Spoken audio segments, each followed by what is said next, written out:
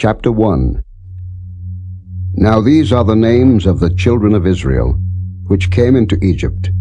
Every man and his household came with Jacob: Reuben, Simeon, Levi, and Judah, Issachar, Zebulun, and Benjamin, Dan, and Naphtali, Gad, and Asher. And all the souls that came out of the loins of Jacob were 70 souls, for Joseph was in Egypt already. And Joseph died, and all his brethren, and all that generation. And the children of Israel were fruitful, and increased abundantly, and multiplied, and waxed exceeding mighty, and the land was filled with them. Now there arose up a new king over Egypt, which knew not Joseph. And he said unto his people, Behold, the people of the children of Israel are more and mightier than we. Come on, let us deal wisely with them, lest they multiply. And it come to pass that, when there falleth out any war, they join also unto our enemies, and fight against us, and so get them up out of the land. Therefore they did set over them taskmasters to afflict them with their burdens. And they built for Pharaoh treasure cities, Pithom and Raamses. But the more they afflicted them, the more they multiplied and grew. And they were grieved because of the children of Israel. And the Egyptians made the children of Israel to serve with rigor. And they made their lives bitter with hard bondage, in mortar and in brick, and in all manner of service in the field. All their service, wherein they made them serve, was with rigor. And the king of Egypt spake to the Hebrew midwives, of which the name of the one was Shiphrah, and the name of the other Pua. And he said, When ye do the office of a midwife to the Hebrew women, and see them upon the stools, if it be a son, then ye shall kill him, but if it be a daughter, then she shall live. But the midwives feared God, and did not as the king of Egypt commanded them, but saved the men children alive. And the king of Egypt called for the midwives, and said unto them, Why have ye done this thing, and have saved the men children alive? And the midwives said unto Pharaoh, Because the Hebrew women are not as the Egyptian women, for they are lively, and are delivered ere the midwives come in unto them. Therefore God dealt well with the midwives, and the people multiplied, and waxed very mighty. And it came to pass, because the midwives feared God, that he made them houses. And Pharaoh charged all his people, saying, Every son that is born ye shall cast into the river, and every daughter ye shall save alive.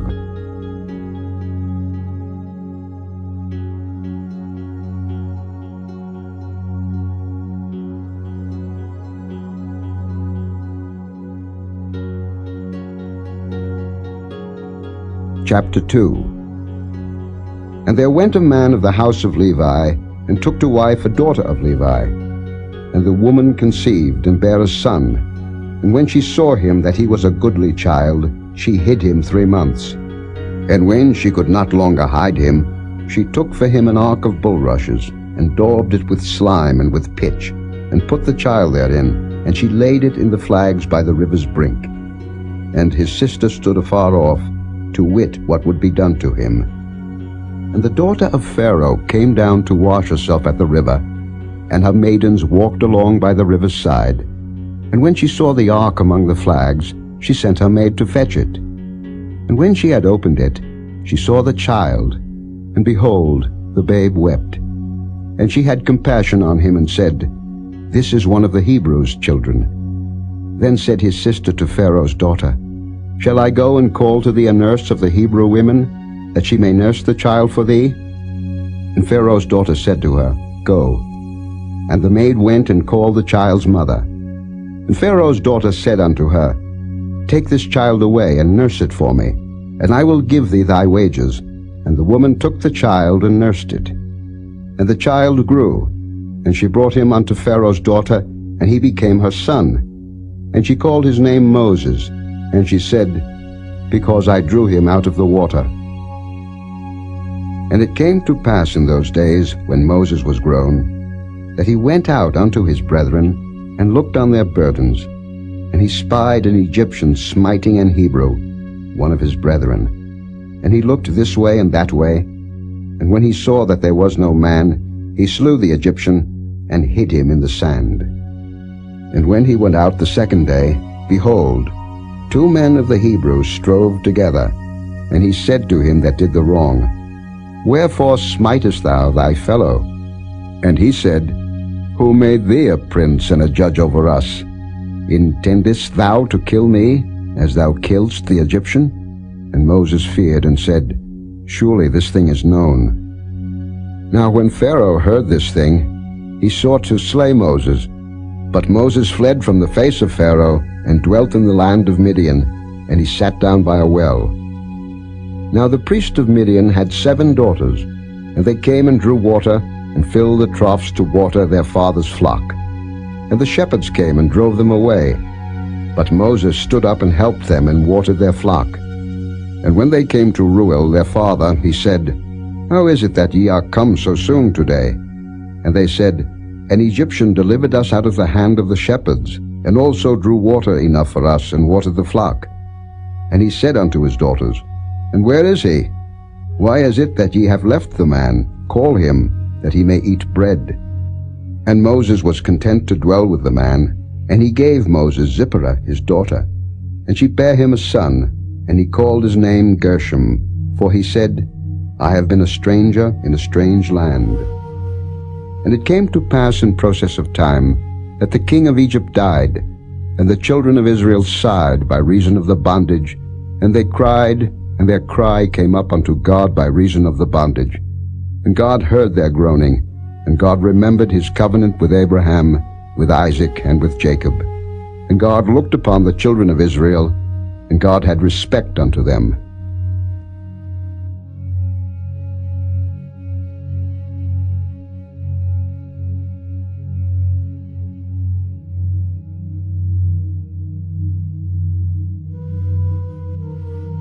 Chapter 3.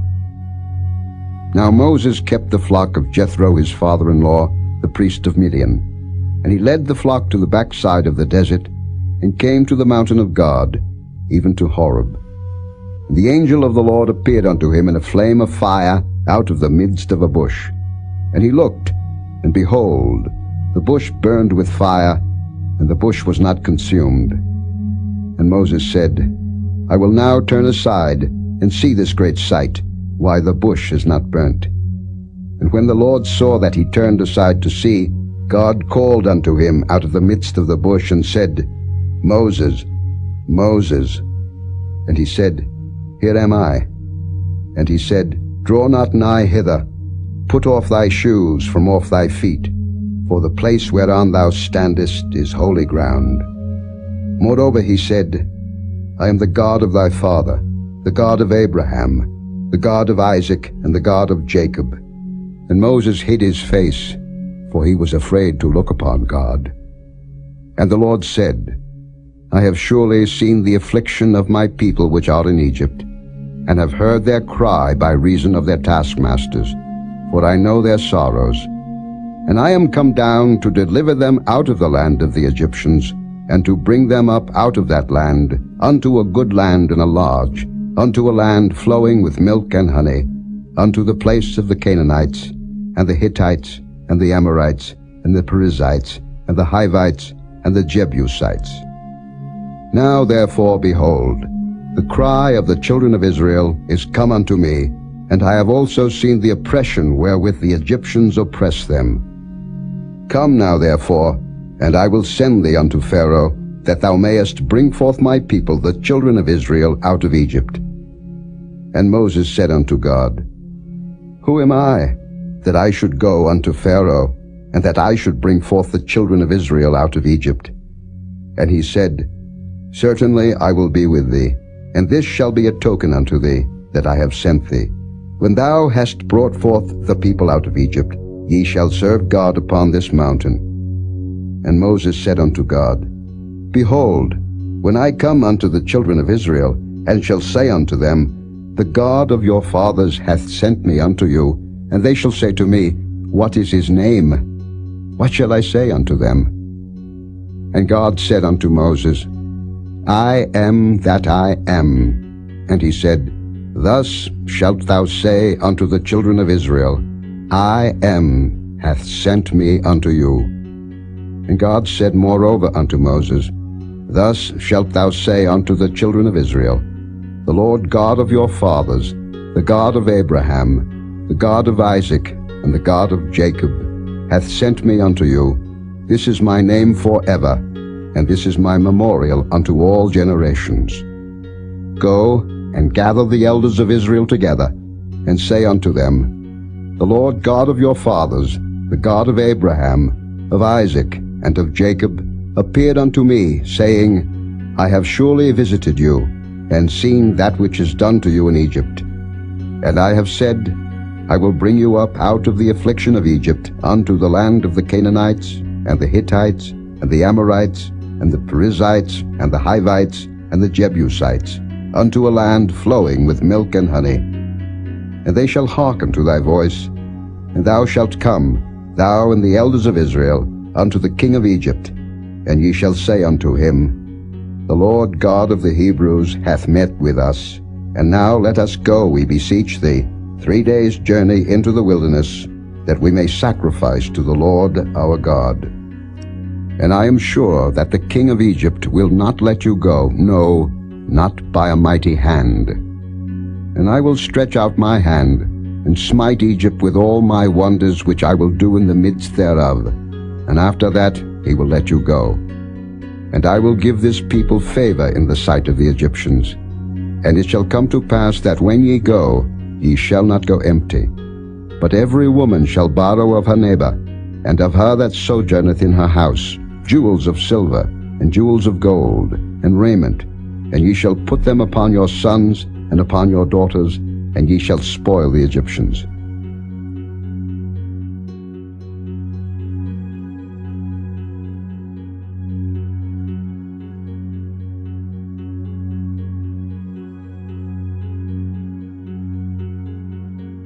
Chapter 4.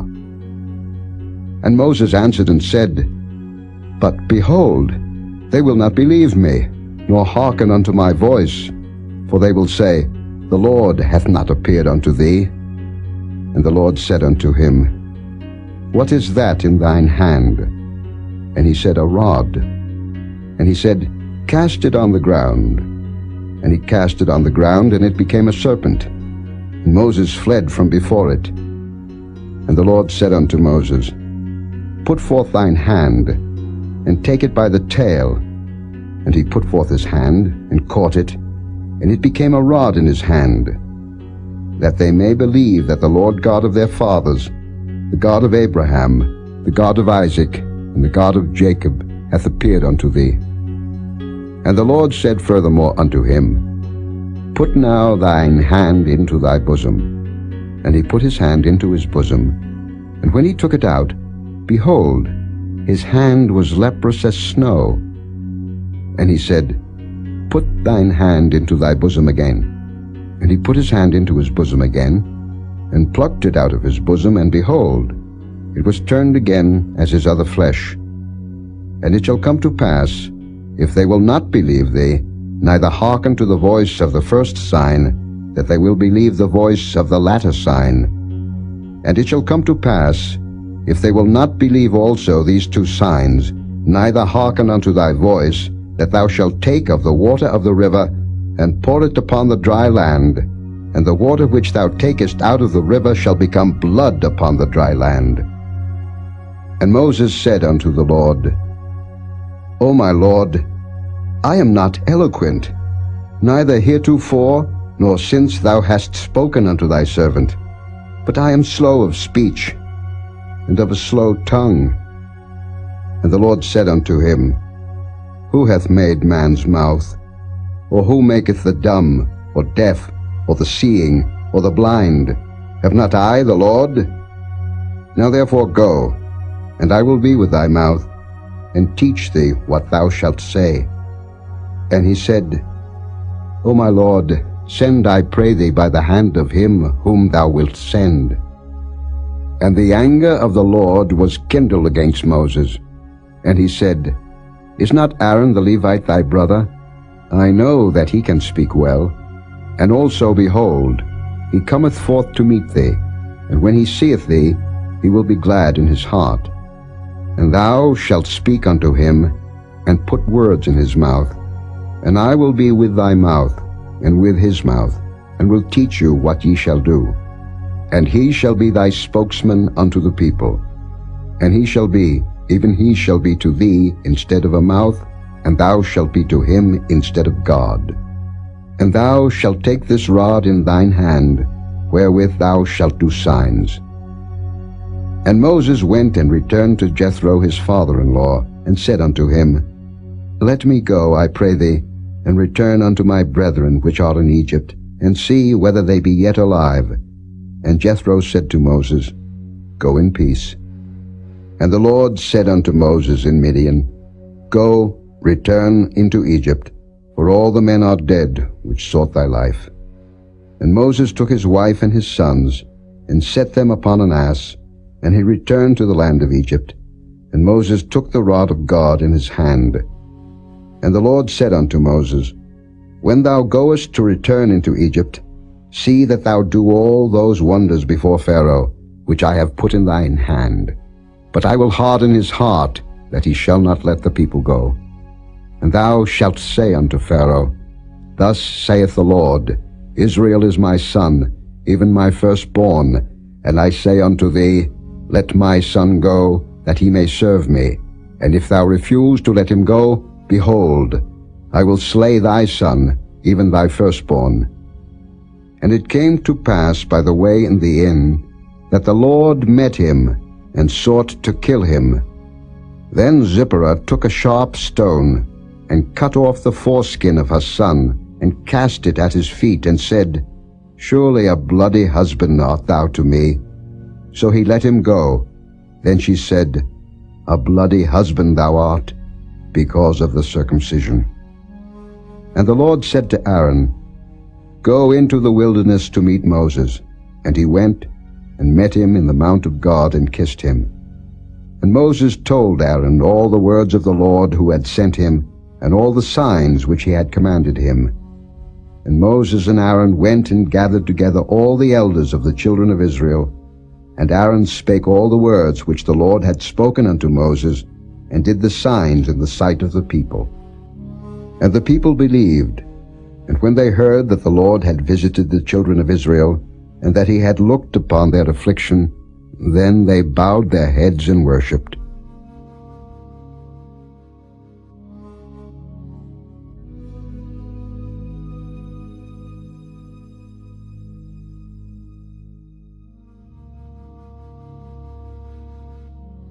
Chapter 5. And afterward Moses and Aaron went in, and told Pharaoh, Thus saith the Lord God of Israel, Let my people go, that they may hold a feast unto me in the wilderness. And Pharaoh said, Who is the Lord, that I should obey his voice to let Israel go? I know not the Lord, neither will I let Israel go. And they said, The God of the Hebrews hath met with us. Let us go, we pray thee, 3 days' journey into the desert, and sacrifice unto the Lord our God, lest he fall upon us with pestilence, or with the sword. And the king of Egypt said unto them, Wherefore do ye, Moses and Aaron, let the people from their works? Get you unto your burdens. And Pharaoh said, Behold, the people of the land now are many, and ye make them rest from their burdens. And Pharaoh commanded the same day the taskmasters of the people and their officers, saying, Ye shall no more give the people straw to make brick as heretofore. Let them go and gather straw for themselves. And the tale of the bricks, which they did make heretofore, ye shall lay upon them. Ye shall not diminish aught thereof. For they be idle. Therefore they cry, saying, Let us go and sacrifice to our God. Let their more work be laid upon the men, that they may labor therein, and let them not regard vain words. And the taskmasters of the people went out, and their officers, and they spake to the people, saying, Thus saith Pharaoh, I will not give you straw. Go ye, get you straw where ye can find it, yet not aught of your work shall be diminished. So the people was scattered abroad throughout all the land of Egypt, who gather stubble instead of straw. And the taskmasters hasted them, saying, Fulfill your works, your daily tasks, as when there was straw. And the officers of the children of Israel, which Pharaoh's taskmasters had set over them, were beaten, and demanded, Wherefore have ye not fulfilled your task in making brick both yesterday and today, as heretofore? Then the officers of the children of Israel came and cried unto Pharaoh, saying, Wherefore dealest thou thus with thy servants? There is no straw given unto thy servants. And they say to us, Make brick. And behold, thy servants are beaten, but the fault is in thine own people. But he said, Ye are idle, ye are idle. Therefore ye say, Let us go and do sacrifice to the Lord. Go therefore now and work, for there shall no straw be given you, yet shall ye deliver the tale of bricks. And the officers of the children of Israel did see that they were in evil case, after it was said, Ye shall not minish aught from your bricks of your daily task. And they met Moses and Aaron, who stood in the way, as they came forth from Pharaoh. And they said unto them, The Lord look upon you and judge, because ye have made our savor to be abhorred in the eyes of Pharaoh, and in the eyes of his servants, to put a sword in their hand to slay us. And Moses returned unto the Lord, and said, Lord, wherefore hast thou so evil entreated this people? Why is it that thou hast sent me? For since I came to Pharaoh to speak in thy name, he hath done evil to this people, neither hast thou delivered thy people at all.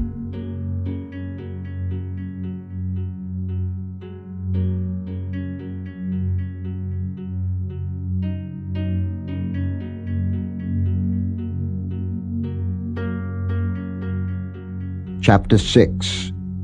Then the Lord said unto Moses, Now shalt thou see what I will do to Pharaoh, for with a strong hand shall he let them go, and with a strong hand shall he drive them out of his land. And God spake unto Moses, and said unto him, I am the Lord. And I appeared unto Abraham, unto Isaac, and unto Jacob, by the name of God Almighty. But by my name Jehovah was I not known to them. And I have also established my covenant with them, to give them the land of Canaan, the land of their pilgrimage, wherein they were strangers. And I have also heard the groaning of the children of Israel, whom the Egyptians keep in bondage, and I have remembered my covenant. Wherefore say unto the children of Israel, I am the Lord, and I will bring you out from under the burdens of the Egyptians, and I will rid you out of their bondage, and I will redeem you with a stretched out arm, and with great judgments. And I will take you to me for a people, and I will be to you a God, and ye shall know that I am the Lord your God, which bringeth you out from under the burdens of the Egyptians. And I will bring you in unto the land, concerning the which I did swear to give it to Abraham, to Isaac, and to Jacob, and I will give it you for an heritage. I am the Lord. And Moses spake so unto the children of Israel, but they hearkened not unto Moses for anguish of spirit, and for cruel bondage. And the Lord spake unto Moses, saying, Go in, speak unto Pharaoh king of Egypt, that he let the children of Israel go out of his land. And Moses spake before the Lord, saying, Behold, the children of Israel have not hearkened unto me. How then shall Pharaoh hear me, who am of uncircumcised lips? And the Lord spake unto Moses and unto Aaron, and gave them a charge unto the children of Israel, and unto Pharaoh king of Egypt, to bring the children of Israel out of the land of Egypt. These be the heads of their fathers' houses, the sons of Reuben, the firstborn of Israel, Anak, and Palu, Hezron, and Carmi. These be the families of Reuben. And the sons of Simeon, Jemuel, and Jamin, and Ohad, and Jachin, and Zohar, and Shael, the son of a Canaanitish woman. These are the families of Simeon. And these are the names of the sons of Levi according to their generations: Gershon, and Kohath, and Merari. And the years of the life of Levi were 137 years. The sons of Gershon, Libni and Shimei, according to their families. And the sons of Kohath, Amram, and Izhar, and Hebron, and Uzziel. And the years of the life of Kohath were 133 years. And the sons of Merari, Mahali and Mushi. These are the families of Levi according to their generations. And Amram took him Jochebed his father's sister to wife, and she bare him Aaron and Moses. And the years of the life of Amram were 137 years. And the sons of Izhar, Korah, and Nepheg, and Zichri. And the sons of Uzziel, Mishael, and Elzaphan, and Zithri. And Aaron took him Elisheba, daughter of Amminadab, sister of Naashon, to wife. And she bare him Nadab, and Abihu, Eleazar, and Ithamar. And the sons of Korah, Asa, and Elkanah, and Abiasaph. These are the families of the Korhites. And Eleazar, Aaron's son, took him one of the daughters of Putiel to wife, and she bare him Phinehas. These are the heads of the fathers of the Levites according to their families.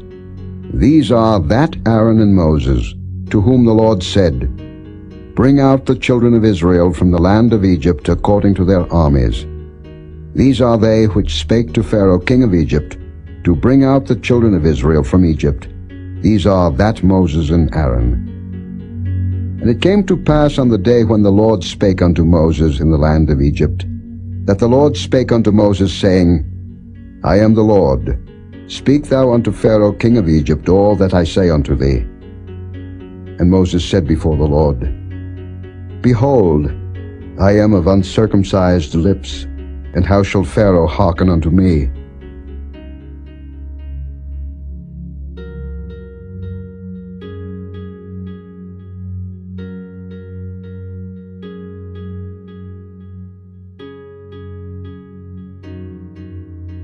Chapter 7. And the Lord said unto Moses, See, I have made thee a god to Pharaoh, and Aaron thy brother shall be thy prophet. Thou shalt speak all that I command thee, and Aaron thy brother shall speak unto Pharaoh, that he send the children of Israel out of his land. And I will harden Pharaoh's heart, and multiply my signs and my wonders in the land of Egypt. But Pharaoh shall not hearken unto you, that I may lay my hand upon Egypt, and bring forth mine armies, and my people the children of Israel, out of the land of Egypt by great judgments. And the Egyptians shall know that I am the Lord, when I stretch forth mine hand upon Egypt, and bring out the children of Israel from among them. And Moses and Aaron did as the Lord commanded them, so did they. And Moses was 80 years old, and Aaron 83 years old, when they spake unto Pharaoh. And the Lord spake unto Moses and unto Aaron, saying, When Pharaoh shall speak unto you, saying, Show a miracle for you, then thou shalt say unto Aaron, Take thy rod, and cast it before Pharaoh, and it shall become a serpent. And Moses and Aaron went in unto Pharaoh, and they did so as the Lord had commanded. And Aaron cast down his rod before Pharaoh, and before his servants, and it became a serpent. Then Pharaoh also called the wise men and the sorcerers. Now the magicians of Egypt, they also did in like manner with their enchantments. For they cast down every man his rod, and they became serpents. But Aaron's rod swallowed up their rods. And he hardened Pharaoh's heart, that he hearkened not unto them, as the Lord had said. And the Lord said unto Moses, Pharaoh's heart is hardened. He refuseth to let the people go. Get thee unto Pharaoh in the morning. Lo, he goeth out unto the water, and thou shalt stand by the river's brink against he come, and the rod which was turned to a serpent shalt thou take in thine hand, and thou shalt say unto him, The Lord God of the Hebrews hath sent me unto thee, saying, Let my people go, that they may serve me in the wilderness. And behold, hitherto thou wouldest not hear. Thus saith the Lord, In this thou shalt know that I am the Lord. Behold, I will smite with the rod that is in mine hand upon the waters which are in the river, and they shall be turned to blood. And the fish that is in the river shall die, and the river shall stink, and the Egyptians shall loathe to drink of the water of the river. And the Lord spake unto Moses, Say unto Aaron, Take thy rod, and stretch out thine hand upon the waters of Egypt, upon their streams, upon their rivers, and upon their ponds, and upon all their pools of water, that they may become blood, and that there may be blood throughout all the land of Egypt, both in vessels of wood and in vessels of stone. And Moses and Aaron did so, as the Lord commanded, and he lifted up the rod, and smote the waters that were in the river in the sight of Pharaoh, and in the sight of his servants, and all the waters that were in the river were turned to blood. And the fish that was in the river died, and the river stank, and the Egyptians could not drink of the water of the river, and there was blood throughout all the land of Egypt. And the magicians of Egypt did so with their enchantments. And Pharaoh's heart was hardened, neither did he hearken unto them, as the Lord had said. And Pharaoh turned and went into his house, neither did he set his heart to this also. And all the Egyptians digged round about the river for water to drink, for they could not drink of the water of the river. And 7 days were fulfilled, after that the Lord had smitten the river.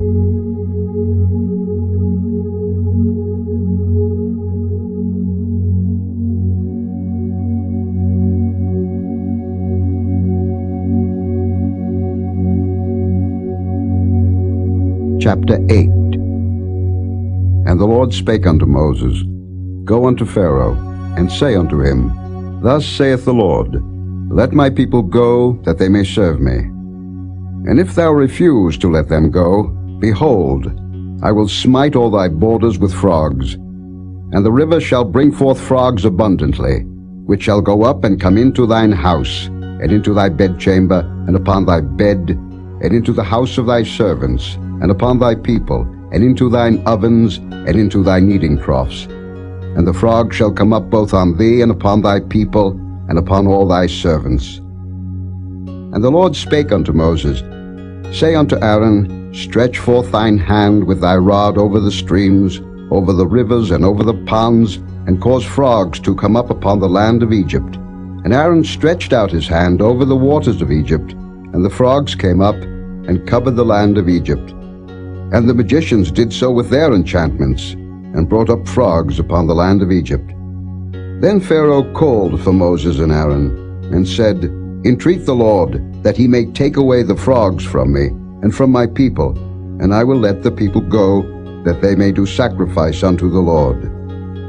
And Moses said unto Pharaoh, Glory over me, when shall I entreat for thee, and for thy servants, and for thy people, to destroy the frogs from thee and thy houses, that they may remain in the river only? And he said, Tomorrow. And he said, Be it according to thy word, that thou mayest know that there is none like unto the Lord our God. And the frogs shall depart from thee, and from thy houses, and from thy servants, and from thy people. They shall remain in the river only. And Moses and Aaron went out from Pharaoh, and Moses cried unto the Lord because of the frogs which he had brought against Pharaoh. And the Lord did according to the word of Moses, and the frogs died out of the houses, out of the villages, and out of the fields. And they gathered them together upon heaps, and the land stank. But when Pharaoh saw that there was respite, he hardened his heart, and hearkened not unto them, as the Lord had said. And the Lord said unto Moses, Say unto Aaron, Stretch out thy rod, and smite the dust of the land, that it may become lice throughout all the land of Egypt. And they did so, for Aaron stretched out his hand with his rod, and smote the dust of the earth, and it became lice in man and in beast. All the dust of the land became lice throughout all the land of Egypt. And the magicians did so with their enchantments to bring forth lice. but they could not, so there were lice upon man and upon beast. Then the magicians said unto Pharaoh, This is the finger of God. And Pharaoh's heart was hardened, and he hearkened not unto them, as the Lord had said. And the Lord said unto Moses, Rise up early in the morning, and stand before Pharaoh. Lo, he cometh forth to the water, and say unto him, Thus saith the Lord, Let my people go, that they may serve me. Else, if thou wilt not let my people go, behold, I will send swarms of flies upon thee, and upon thy servants, and upon thy people, and into thy houses, and the houses of the Egyptians shall be full of swarms of flies, and also the ground whereon they are. And I will sever in that day the land of Goshen, in which my people dwell, that no swarms of flies shall be there, to the end thou mayest know that I am the Lord in the midst of the earth. And I will put a division between my people and thy people. Tomorrow shall this sign be. And the Lord did so, and there came a grievous swarm of flies into the house of Pharaoh, and into his servants' houses, and into all the land of Egypt. The land was corrupted by reason of the swarm of flies. And Pharaoh called for Moses and for Aaron, and said, Go ye, sacrifice to your God in the land. And Moses said, It is not meet so to do, for we shall sacrifice the abomination of the Egyptians to the Lord our God. Lo, shall we sacrifice the abomination of the Egyptians before their eyes? And will they not stone us? We will go 3 days' journey into the wilderness, and sacrifice to the Lord our God, as he shall command us. And Pharaoh said, I will let you go, that ye may sacrifice to the Lord your God in the wilderness. Only ye shall not go very far away, entreat for me. And Moses said, Behold, I go out from thee, and I will entreat the Lord that the swarms of flies may depart from Pharaoh, from his servants, and from his people tomorrow. But let not Pharaoh deal deceitfully any more in not letting the people go to sacrifice to the Lord. And Moses went out from Pharaoh, and entreated the Lord. And the Lord did according to the word of Moses, and he removed the swarms of flies from Pharaoh, from his servants, and from his people. There remained not one. And Pharaoh hardened his heart at this time also, neither would he let the people go.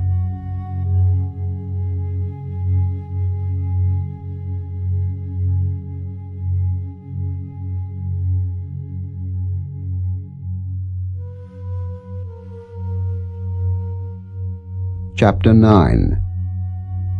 Then the Lord said unto Moses, Go in unto Pharaoh, and tell him, Thus saith the Lord God of the Hebrews, Let my people go, that they may serve me. For if thou refuse to let them go, and wilt hold them still, behold, the hand of the Lord is upon thy cattle, which is in the field, upon the horses, upon the asses, upon the camels, upon the oxen, and upon the sheep. There shall be a very grievous murrain. And the Lord shall sever between the cattle of Israel and the cattle of Egypt, and there shall nothing die of all that is the children's of Israel. And the Lord appointed a set time, saying, Tomorrow the Lord shall do this thing in the land. And the Lord did that thing on the morrow, and all the cattle of Egypt died, but of the cattle of the children of Israel died not one. And Pharaoh sent, and behold, there was not one of the cattle of the Israelites dead. And the heart of Pharaoh was hardened, and he did not let the people go. And the Lord said unto Moses and unto Aaron, Take to you handfuls of ashes of the furnace, and let Moses sprinkle it toward the heaven in the sight of Pharaoh.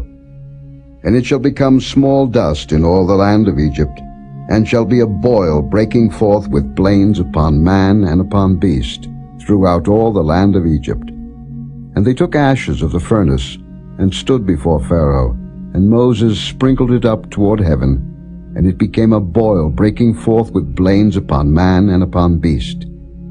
And the magicians could not stand before Moses because of the boils, for the boil was upon the magicians, and upon all the Egyptians.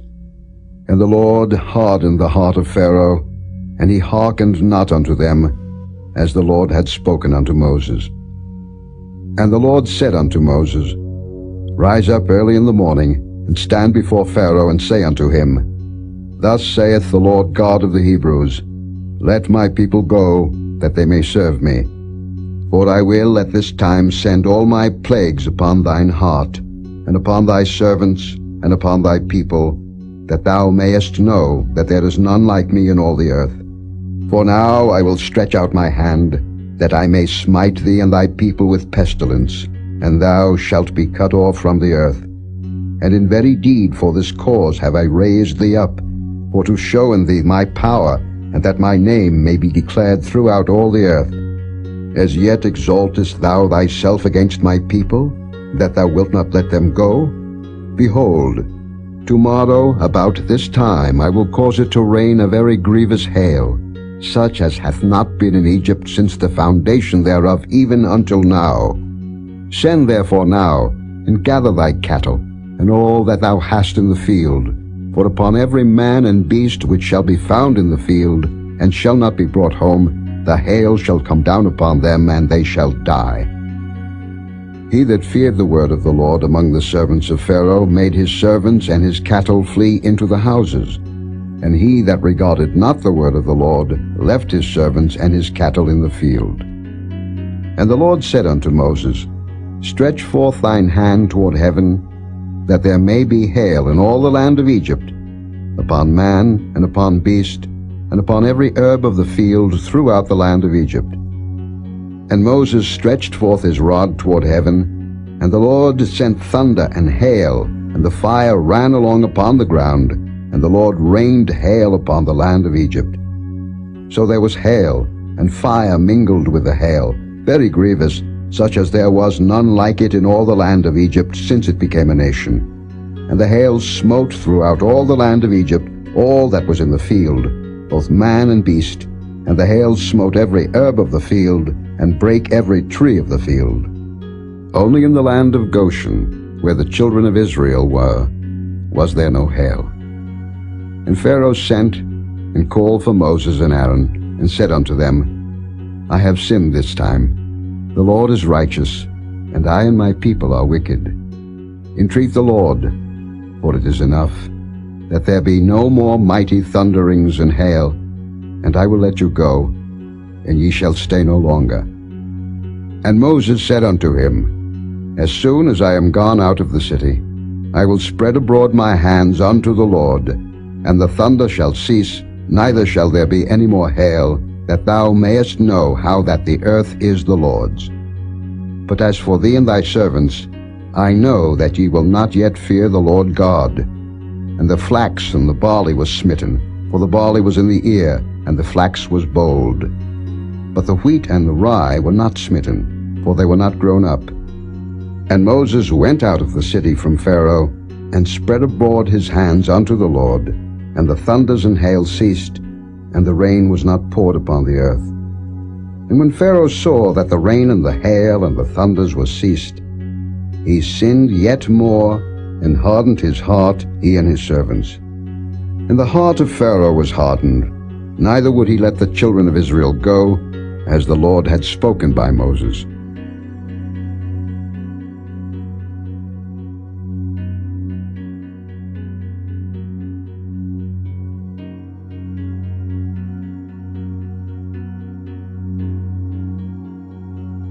Chapter 10. And the Lord said unto Moses, Go in unto Pharaoh, for I have hardened his heart, and the heart of his servants, that I might show these my signs before him, and that thou mayest tell in the ears of thy son, and of thy son's son, what things I have wrought in Egypt, and my signs which I have done among them, that ye may know how that I am the Lord. And Moses and Aaron came in unto Pharaoh, and said unto him, Thus saith the Lord God of the Hebrews, How long wilt thou refuse to humble thyself before me? Let my people go, that they may serve me.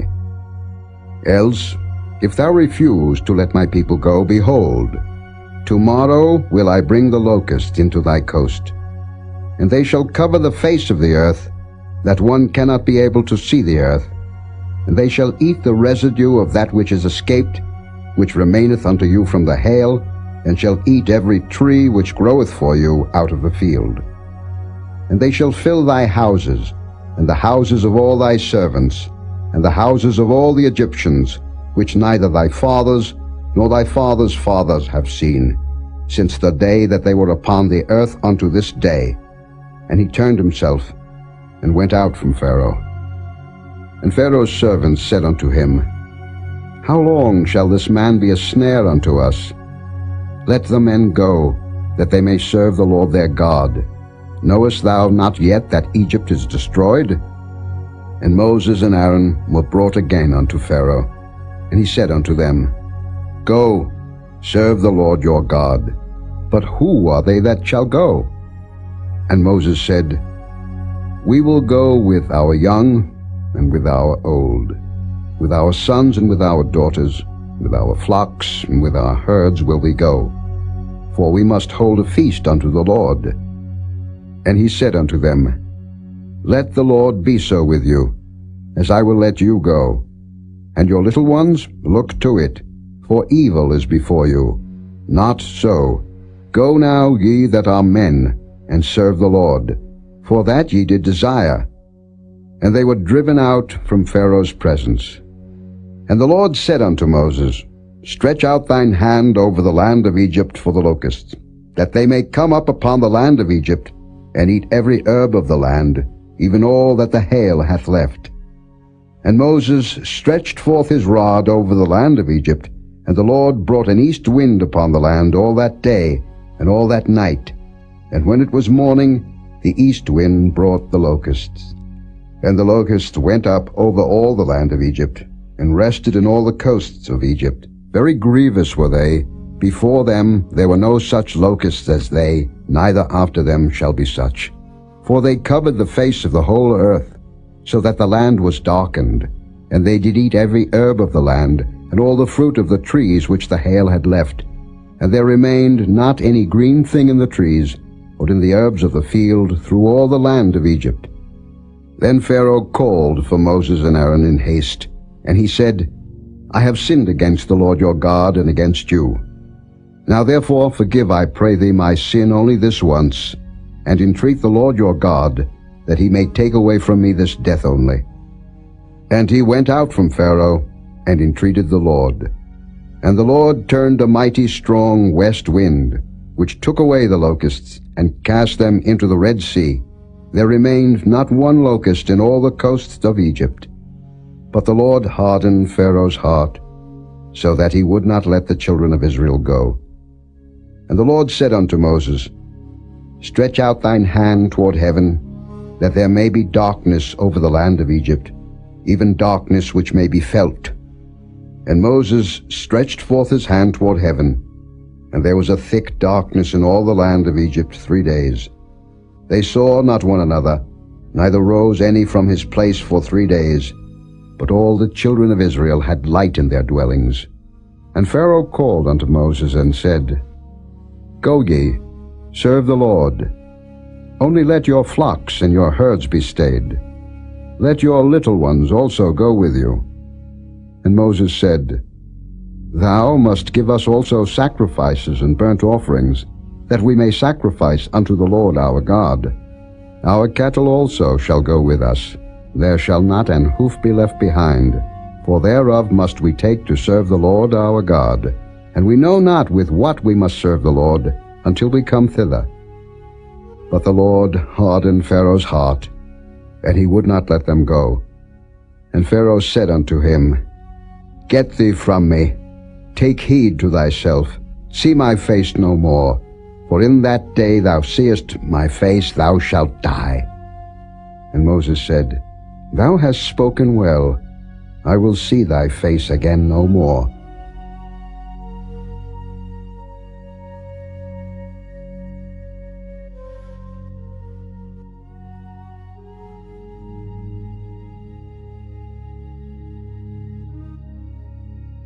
Chapter 11. And the Lord said unto Moses, Yet will I bring one plague more upon Pharaoh, and upon Egypt. Afterwards he will let you go hence. When he shall let you go, he shall surely thrust you out hence altogether. Speak now in the ears of the people, and let every man borrow of his neighbor, and every woman of her neighbor, jewels of silver and jewels of gold. And the Lord gave the people favor in the sight of the Egyptians. Moreover, the man Moses was very great in the land of Egypt, in the sight of Pharaoh's servants, and in the sight of the people. And Moses said, Thus saith the Lord, About midnight will I go out into the midst of Egypt, and all the firstborn in the land of Egypt shall die, from the firstborn of Pharaoh that sitteth upon his throne, even unto the firstborn of the maidservant that is behind the mill, and all the firstborn of beasts. And there shall be a great cry throughout all the land of Egypt, such as there was none like it, nor shall be like it any more. But against any of the children of Israel shall not a dog move his tongue against man or beast, that ye may know how that the Lord doth put a difference between the Egyptians and Israel. And all these thy servants shall come down unto me, and bow down themselves unto me, saying, Get thee out, and all the people that follow thee, and after that I will go out. And he went out from Pharaoh in a great anger. And the Lord said unto Moses, Pharaoh shall not hearken unto you, that my wonders may be multiplied in the land of Egypt. And Moses and Aaron did all these wonders before Pharaoh, and the Lord hardened Pharaoh's heart, so that he would not let the children of Israel go out of his land.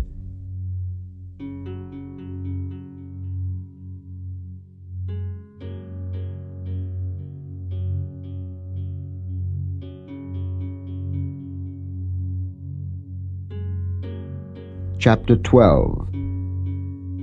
And the Lord spake unto Moses and Aaron in the land of Egypt, saying, This month shall be unto you the beginning of months.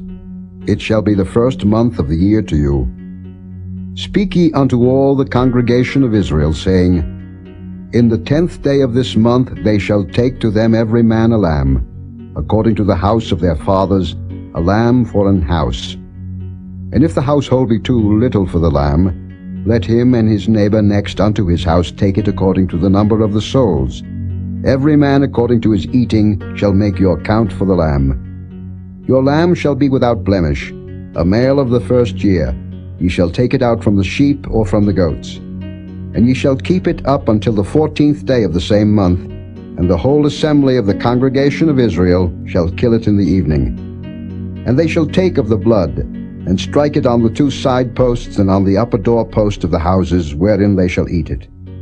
And they shall eat the flesh in that night, roast with fire, and unleavened bread, and with bitter herbs they shall eat it.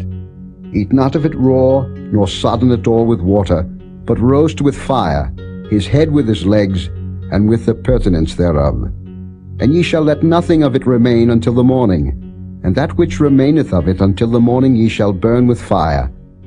And thus shall ye eat it, with your loins girded, your shoes on your feet, and your staff in your hand, and ye shall eat it in haste. It is the Lord's Passover. For I will pass through the land of Egypt this night, and will smite all the firstborn in the land of Egypt, both man and beast, and against all the gods of Egypt I will execute judgment. I am the Lord. And the blood shall be to you for a token upon the houses where ye are. And when I see the blood, I will pass over you, and the plague shall not be upon you to destroy you when I smite the land of Egypt. And this day shall be unto you for a memorial, and ye shall keep it a feast to the Lord throughout your generations. Ye shall keep it a feast by an ordinance forever. 7 days shall ye eat unleavened bread. Even the first day ye shall put away leaven out of your houses. For whosoever eateth leavened bread from the first day until the 7th day, that soul shall be cut off from Israel. And in the first day there shall be an holy convocation, and in the 7th day there shall be an holy convocation to you. No manner of work shall be done in them, save that which every man must eat, that only may be done of you. And ye shall observe the feast of unleavened bread, for in this selfsame day have I brought your armies out of the land of Egypt. Therefore shall ye observe this day in your generations by an ordinance forever. In the 1st month, on the 14th day of the month at even, ye shall eat unleavened bread. until the 21st day of the month at even. 7 days shall there be no leaven found in your houses. For whosoever eateth that which is leavened, even that soul shall be cut off from the congregation of Israel, whether he be a stranger or born in the land. Ye shall eat nothing leavened. In all your habitations shall ye eat unleavened bread. Then Moses called for all the elders of Israel, and said unto them, Draw out and take you a lamb according to your families, and kill the Passover. And ye shall take a bunch of hyssop, and dip it in the blood that is in the basin, and strike the lintel and the 2 side posts with the blood that is in the basin, and none of you shall go out at the door of his house until the morning. For the Lord will pass through to smite the Egyptians. And when he seeth the blood upon the lintel, and on the 2 side posts, the Lord will pass over the door, and will not suffer the destroyer to come in unto your houses to smite you. And ye shall observe this thing for an ordinance to thee and to thy sons forever. And it shall come to pass, when ye be come to the land which the Lord will give you, according as he hath promised, that ye shall keep this service. And it shall come to pass, when your children shall say unto you, What mean ye by this service? That ye shall say, It is the sacrifice of the Lord's Passover, who passed over the houses of the children of Israel in Egypt, when he smote the Egyptians, and delivered our houses. And the people bowed the head and worshipped. And the children of Israel went away, and did as the Lord had commanded Moses and Aaron, so did they. And it came to pass, that at midnight the Lord smote all the firstborn in the land of Egypt, from the firstborn of Pharaoh that sat on his throne, unto the firstborn of the captive that was in the dungeon, and all the firstborn of cattle. And Pharaoh rose up in the night, he and all his servants, and all the Egyptians. And there was a great cry in Egypt, for there was not a house where there was not one dead. And he called for Moses and Aaron by night, and said, Rise up, and get you forth from among my people, both ye and the children of Israel, and go, serve the Lord, as ye have said. Also take your flocks and your herds, as ye have said, and be gone. And bless me also. And the Egyptians were urgent upon the people, that they might send them out of the land in haste, for they said, We be all dead men. And the people took their dough before it was leavened, their kneading troughs being bound up in their clothes upon their shoulders. And the children of Israel did according to the word of Moses. And they borrowed of the Egyptians jewels of silver, and jewels of gold, and raiment. And the Lord gave the people favor in the sight of the Egyptians, so that they lent unto them such things as they required. And they spoiled the Egyptians. And the children of Israel journeyed from Ramesses to Succoth, about 600,000 on foot that were men, beside children. And a mixed multitude went up also with them, and flocks and herds, even very much cattle. And they baked unleavened cakes of the dough which they brought forth out of Egypt, for it was not leavened, because they were thrust out of Egypt, and could not tarry, neither had they prepared for themselves any victual. Now the sojourning of the children of Israel who dwelt in Egypt was 430 years. And it came to pass at the end of the 430 years, even the selfsame day it came to pass, that all the hosts of the Lord went out from the land of Egypt. It is a night to be much observed unto the Lord for bringing them out from the land of Egypt. This is that night of the Lord to be observed of all the children of Israel in their generations. And the Lord said unto Moses and Aaron, This is the ordinance of the Passover. There shall no stranger eat thereof, but every man's servant that is bought for money, when thou hast circumcised him, then shall he eat thereof. A foreigner and an hired servant shall not eat thereof. In one house shall it be eaten. Thou shalt not carry forth aught of the flesh abroad out of the house, neither shall ye break a bone thereof. All the congregation of Israel shall keep it. And when a stranger shall sojourn with thee, and will keep the Passover to the Lord, let all his males be circumcised, and then let him come near and keep it. And he shall be as one that is born in the land, for no uncircumcised person shall eat thereof. One law shall be to him that is homeborn, and unto the stranger that sojourneth among you. Thus did all the children of Israel, as the Lord commanded Moses and Aaron, so did they. And it came to pass the selfsame day that the Lord did bring the children of Israel out of the land of Egypt by their armies.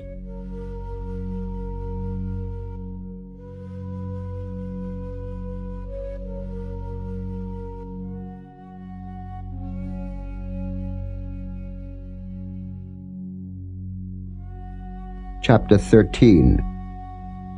And the Lord spake unto Moses, saying, Sanctify unto me all the firstborn, whatsoever openeth the womb among the children of Israel, both of man and of beast, it is mine.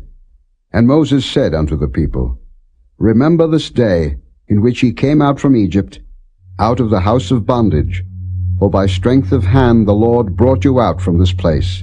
There shall no leavened bread be eaten. This day came ye out in the month Abib. And it shall be, when the Lord shall bring thee into the land of the Canaanites, and the Hittites, and the Amorites, and the Hivites, and the Jebusites, which he sware unto thy fathers to give thee, a land flowing with milk and honey, that thou shalt keep this service in this month. 7 days thou shalt eat unleavened bread, and in the 7th day shall be a feast to the Lord. Unleavened bread shall be eaten 7 days, and there shall no leavened bread be seen with thee, neither shall there be leaven seen with thee in all thy quarters. And thou shalt show thy son in that day, saying, This is done because of that which the Lord did unto me when I came forth out of Egypt.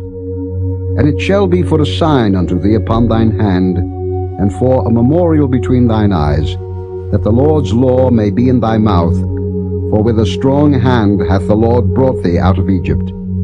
Thou shalt therefore keep this ordinance in his season from year to year.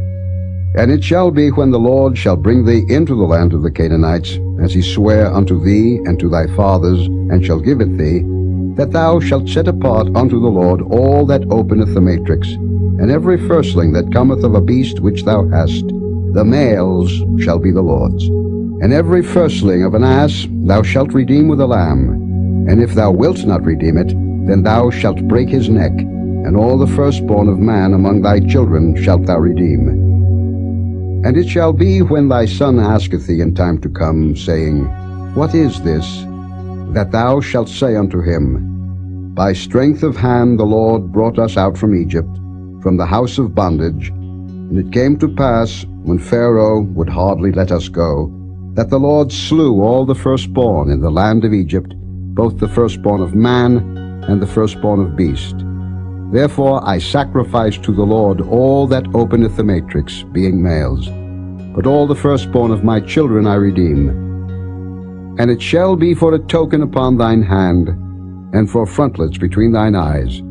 For by strength of hand the Lord brought us forth out of Egypt. And it came to pass, when Pharaoh had let the people go, that God led them not through the way of the land of the Philistines, although that was near. For God said, Lest peradventure the people repent when they see war, and they return to Egypt. But God led the people about through the way of the wilderness of the Red Sea, and the children of Israel went up harnessed out of the land of Egypt. And Moses took the bones of Joseph with him, for he had straitly sworn the children of Israel, saying, God will surely visit you, and ye shall carry up my bones away hence with you.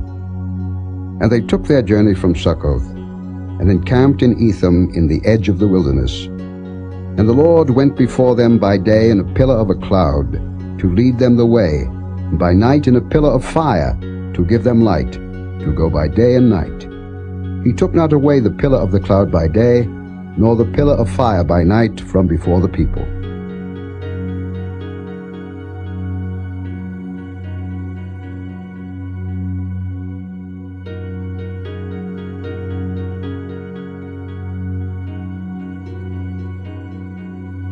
Chapter 14.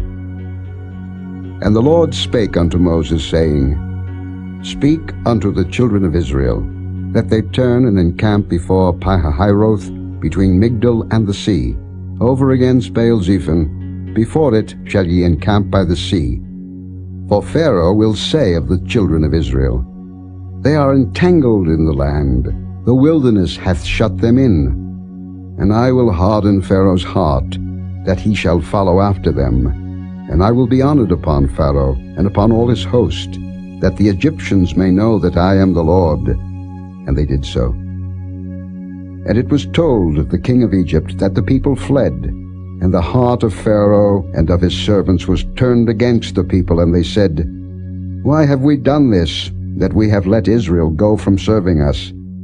And he made ready his chariot, and took his people with him. And he took 600 chosen chariots, and all the chariots of Egypt, and captains over every one of them. And the Lord hardened the heart of Pharaoh king of Egypt, and he pursued after the children of Israel. And the children of Israel went out with an high hand.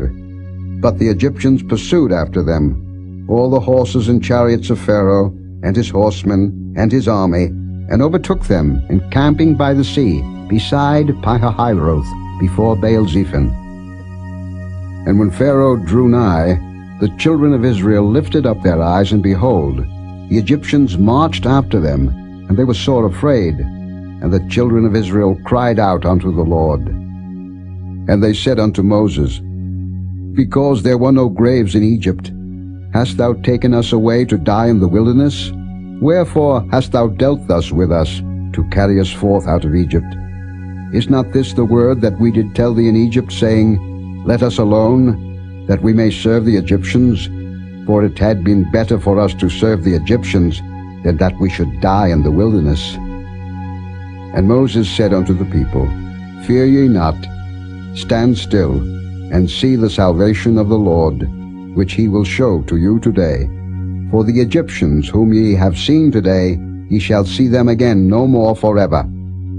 The Lord shall fight for you, and ye shall hold your peace. And the Lord said unto Moses, Wherefore criest thou unto me? Speak unto the children of Israel, that they go forward. But lift thou up thy rod, and stretch out thine hand over the sea, and divide it. And the children of Israel shall go on dry ground through the midst of the sea. And I, behold, I will harden the hearts of the Egyptians, and they shall follow them. And I will get me honor upon Pharaoh, and upon all his host, upon his chariots, and upon his horsemen. And the Egyptians shall know that I am the Lord, when I have gotten me honor upon Pharaoh, upon his chariots, and upon his horsemen. And the angel of God, which went before the camp of Israel, removed and went behind them. And the pillar of the cloud went from before their face, and stood behind them. And it came between the camp of the Egyptians and the camp of Israel. And it was a cloud and darkness to them, but it gave light by night to these, so that the one came not near the other all the night. And Moses stretched out his hand over the sea, and the Lord caused the sea to go back by a strong east wind all that night, and made the sea dry land, and the waters were divided. And the children of Israel went into the midst of the sea upon the dry ground, and the waters were a wall unto them on their right hand and on their left. And the Egyptians pursued, and went in after them to the midst of the sea, even all Pharaoh's horses, his chariots, and his horsemen. And it came to pass that in the morning watch the Lord looked unto the host of the Egyptians through the pillar of fire and of the cloud, and troubled the host of the Egyptians, and took off their chariot wheels, that they drave them heavily, so that the Egyptians said, Let us flee from the face of Israel, for the Lord fighteth for them against the Egyptians. And the Lord said unto Moses, Stretch out thine hand over the sea, that the waters may come again upon the Egyptians, upon their chariots, and upon their horsemen. And Moses stretched forth his hand over the sea, and the sea returned to his strength when the morning appeared, and the Egyptians fled against it, and the Lord overthrew the Egyptians in the midst of the sea. And the waters returned, and covered the chariots, and the horsemen, and all the host of Pharaoh that came into the sea after them. There remained not so much as one of them. But the children of Israel walked upon dry land in the midst of the sea, and the waters were a wall unto them on their right hand and on their left. Thus the Lord saved Israel that day out of the hand of the Egyptians, And Israel saw the Egyptians dead upon the seashore. And Israel saw that great work which the Lord did upon the Egyptians, and the people feared the Lord, and believed the Lord and his servant Moses.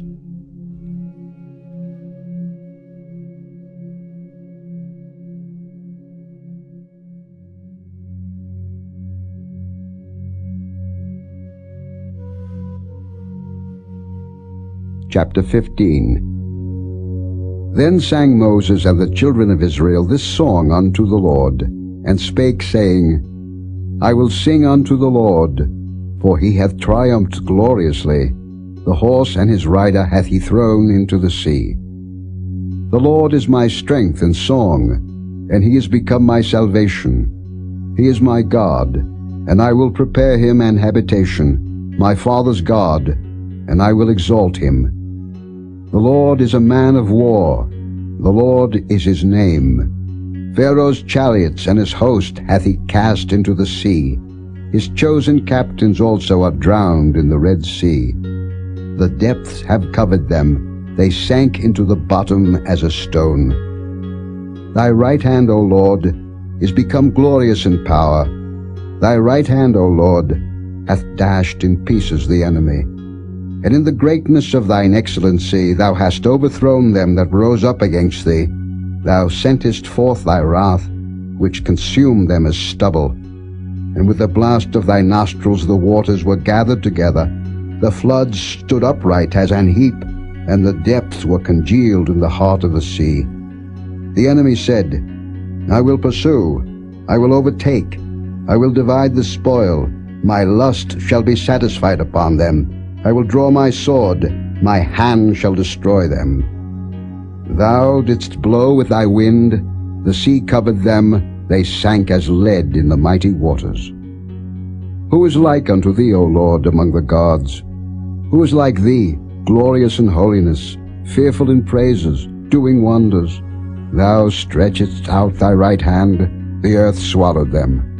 Thou in thy mercy hast led forth the people which thou hast redeemed. Thou hast guided them in thy strength unto thy holy habitation. The people shall hear and be afraid. Sorrow shall take hold on the inhabitants of Palestina. Then the dukes of Edom shall be amazed. The mighty men of Moab, trembling, shall take hold upon them. All the inhabitants of Canaan shall melt away. Fear and dread shall fall upon them. By the greatness of thine arm they shall be as still as a stone, till thy people pass over, O Lord, till the people pass over, which thou hast purchased. Thou shalt bring them in, and plant them in the mountain of thine inheritance, in the place, O Lord, which thou hast made for thee to dwell in the sanctuary, O Lord, which thy hands have established. The Lord shall reign for ever and ever. For the horse of Pharaoh went in with his chariots, and with his horsemen into the sea. And the Lord brought again the waters of the sea upon them. But the children of Israel went on dry land in the midst of the sea. And Miriam the prophetess, the sister of Aaron, took a timbrel in her hand, and all the women went out after her with timbrels and with dances. And Miriam answered them, Sing ye to the Lord, for he hath triumphed gloriously. The horse and his rider hath he thrown into the sea.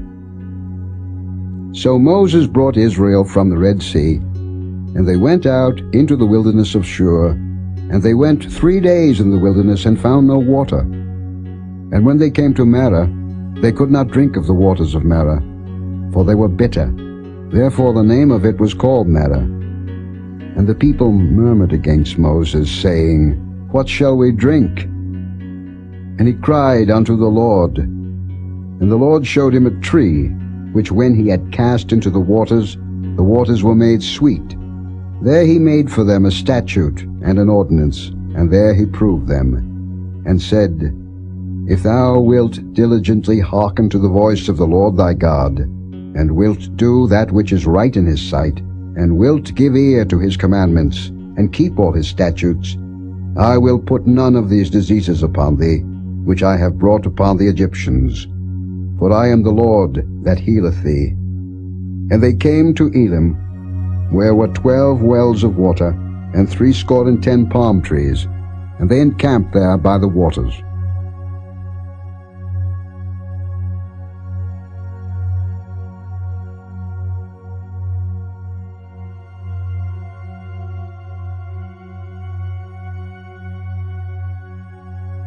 Chapter 16. And they took their journey from Elim, and all the congregation of the children of Israel came into the wilderness of Sin, which is between Elim and Sinai, on the 15th day of the 2nd month after their departing out of the land of Egypt. And the whole congregation of the children of Israel murmured against Moses and Aaron in the wilderness. And the children of Israel said unto them, Would to God we had died by the hand of the Lord in the land of Egypt, when we sat by the flesh pots, and when we did eat bread to the full, for ye have brought us forth into this wilderness to kill this whole assembly with hunger. Then said the Lord unto Moses, Behold, I will rain bread from heaven for you, and the people shall go out and gather a certain rate every day, that I may prove them, whether they will walk in my law or no. And it shall come to pass, that on the 6th day they shall prepare that which they bring in, and it shall be twice as much as they gather daily. And Moses and Aaron said unto all the children of Israel, At even, then ye shall know that the Lord hath brought you out from the land of Egypt. And in the morning, then ye shall see the glory of the Lord, for that he heareth your murmurings against the Lord. And what are we, that ye murmur against us?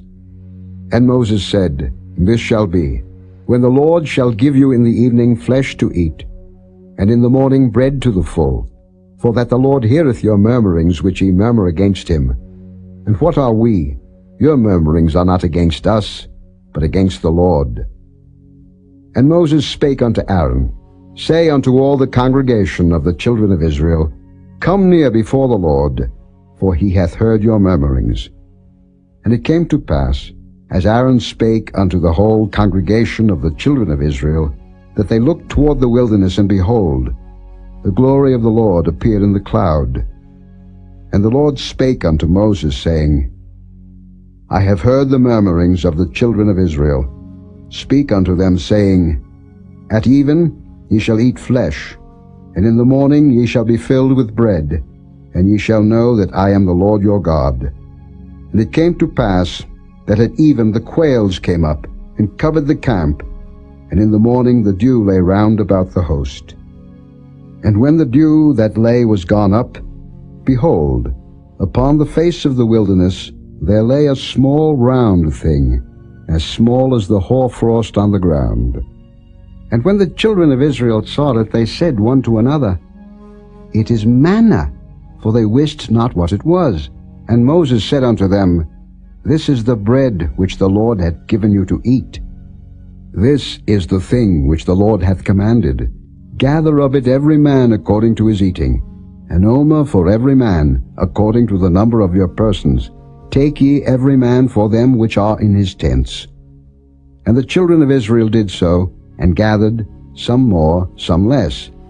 And when they did meet it with an omer, he that gathered much had nothing over, and he that gathered little had no lack. They gathered every man according to his eating. And Moses said, Let no man leave of it till the morning. Notwithstanding, they hearkened not unto Moses, but some of them left of it until the morning, and it bred worms and stank. And Moses was wroth with them. And they gathered it every morning, every man according to his eating, and when the sun waxed hot, it melted. And it came to pass that on the 6th day they gathered twice as much bread, 2 omers for one man, and all the rulers of the congregation came and told Moses. And he said unto them, This is that which the Lord hath said. Tomorrow is the rest of the holy Sabbath unto the Lord. Bake that which ye will bake today, and seethe that ye will seethe, and that which remaineth over lay up for you to be kept until the morning.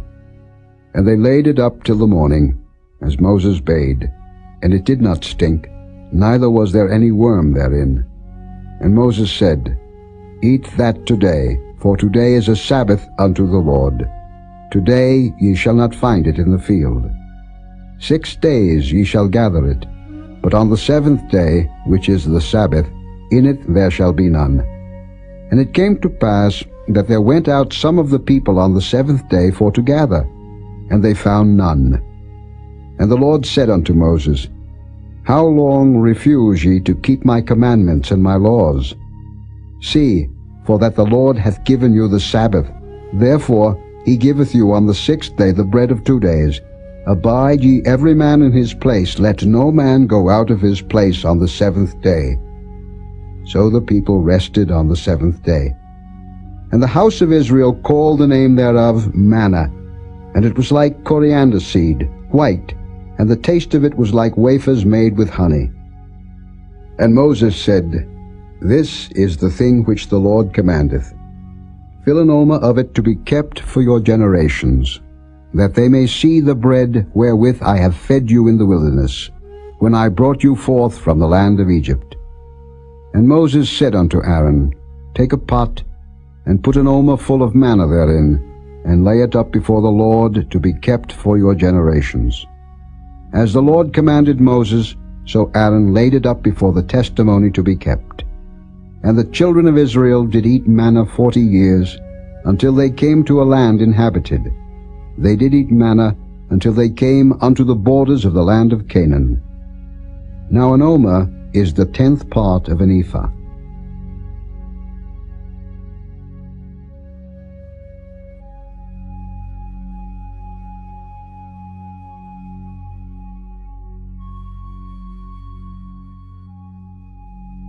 Chapter 17. And all the congregation of the children of Israel journeyed from the wilderness of Sin after their journeys, according to the commandment of the Lord, and pitched in Rephidim, and there was no water for the people to drink. Wherefore the people did chide with Moses, and said, Give us water that we may drink. And Moses said unto them, Why chide ye with me? Wherefore do ye tempt the Lord? And the people thirsted there for water, and the people murmured against Moses, and said, Wherefore is this that thou hast brought us up out of Egypt, to kill us and our children and our cattle with thirst? And Moses cried unto the Lord, saying, What shall I do unto this people? They be almost ready to stone me. And the Lord said unto Moses, Go on before the people, and take with thee of the elders of Israel, and thy rod wherewith thou smotest the river, take in thine hand, and go. Behold, I will stand before thee there upon the rock in Horeb, and thou shalt smite the rock, and there shall come water out of it, that the people may drink. And Moses did so in the sight of the elders of Israel. And he called the name of the place Massah and Meribah, because of the chiding of the children of Israel, and because they tempted the Lord, saying, Is the Lord among us or not? Then came Amalek, and fought with Israel in Rephidim. And Moses said unto Joshua, Choose us out men, and go out, fight with Amalek. Tomorrow I will stand on the top of the hill with the rod of God in mine hand. So Joshua did as Moses had said to him, and fought with Amalek. And Moses, Aaron, and Hur went up to the top of the hill. And it came to pass, when Moses held up his hand, that Israel prevailed, and when he let down his hand, Amalek prevailed. But Moses' hands were heavy, and they took a stone, and put it under him, and he sat thereon. And Aaron and Hur stayed up his hands, the one on the one side, and the other on the other side, and his hands were steady until the going down of the sun. And Joshua discomfited Amalek and his people with the edge of the sword. And the Lord said unto Moses, Write this for a memorial in a book, and rehearse it in the ears of Joshua, for I will utterly put out the remembrance of Amalek from under heaven. And Moses built an altar, and called the name of it Jehovah Nissi. For he said, Because the Lord hath sworn that the Lord will have war with Amalek from generation to generation.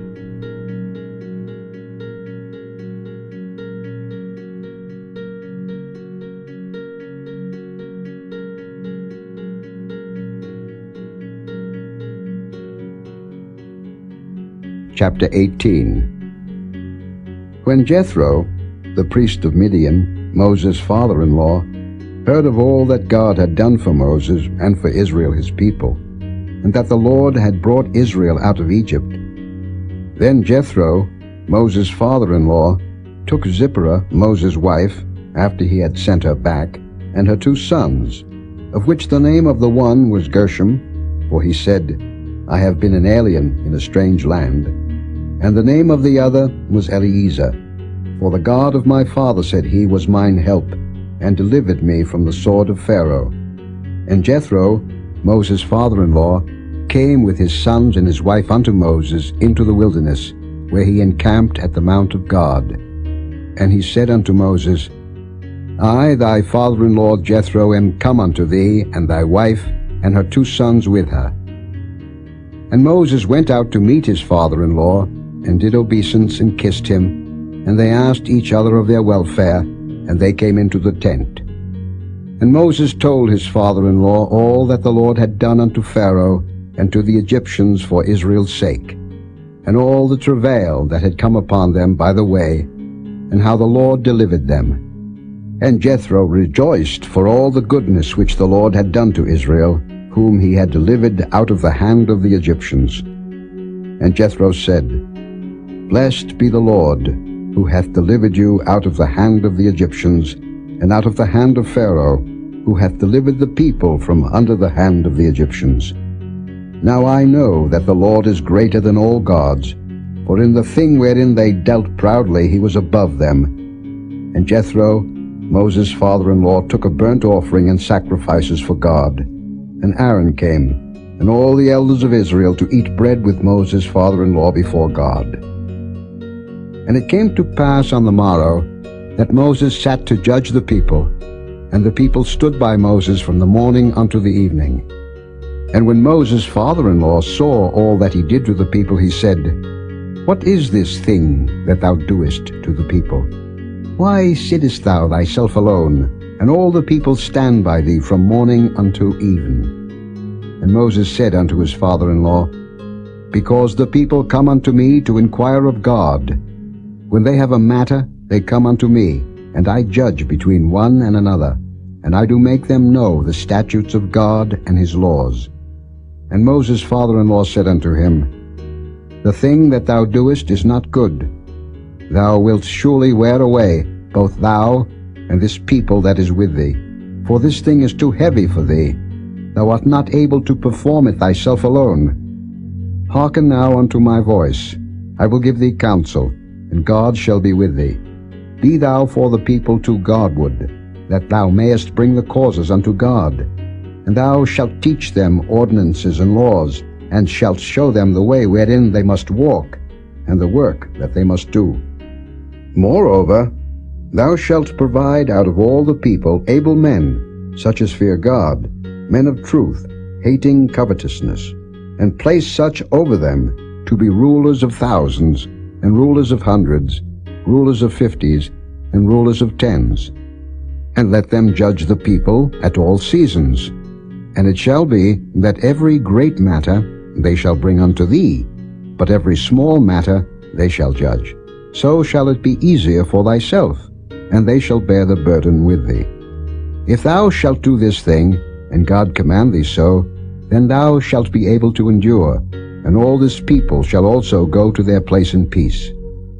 So Moses hearkened to the voice of his father-in-law, and did all that he had said. And Moses chose able men out of all Israel, and made them heads over the people, rulers of thousands, rulers of hundreds, rulers of 50s, and rulers of 10s. And they judged the people at all seasons. The hard causes they brought unto Moses, but every small matter they judged themselves. And Moses let his father-in-law depart, and he went his way into his own land.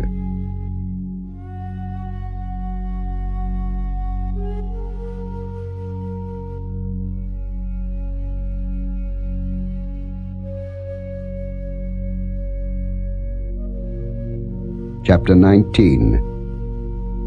In the 3rd month, when the children of Israel were gone forth out of the land of Egypt, The same day came they into the wilderness of Sinai. For they were departed from Rephidim, and were come to the desert of Sinai, and had pitched in the wilderness, and there Israel camped before the mount. And Moses went up unto God, and the Lord called unto him out of the mountain, saying, Thus shalt thou say to the house of Jacob, and tell the children of Israel, Ye have seen what I did unto the Egyptians, and how I bare you on eagle's wings, and brought you unto myself. Now therefore, if ye will obey my voice indeed, and keep my covenant, then ye shall be a peculiar treasure unto me above all people, for all the earth is mine. And ye shall be unto me a kingdom of priests, and an holy nation. These are the words which thou shalt speak unto the children of Israel. And Moses came and called for the elders of the people, and laid before their faces all these words which the Lord commanded him. And all the people answered together and said, All that the Lord hath spoken we will do.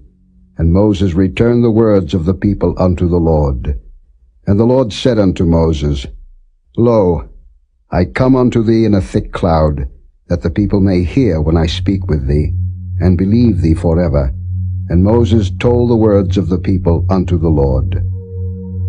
And the Lord said unto Moses, Go unto the people, and sanctify them today and tomorrow, and let them wash their clothes, and be ready against the third day. For the third day the Lord will come down in the sight of all the people upon Mount Sinai. And thou shalt set bounds unto the people round about, saying, Take heed to yourselves, that ye go not up into the mount, or touch the border of it. Whosoever toucheth the mount shall be surely put to death. There shall not an hand touch it, but he shall surely be stoned, or shot through. Whether it be beast or man, it shall not live. When the trumpet soundeth long, they shall come up to the mount. And Moses went down from the mount unto the people, and sanctified the people, and they washed their clothes. And he said unto the people, Be ready against the third day.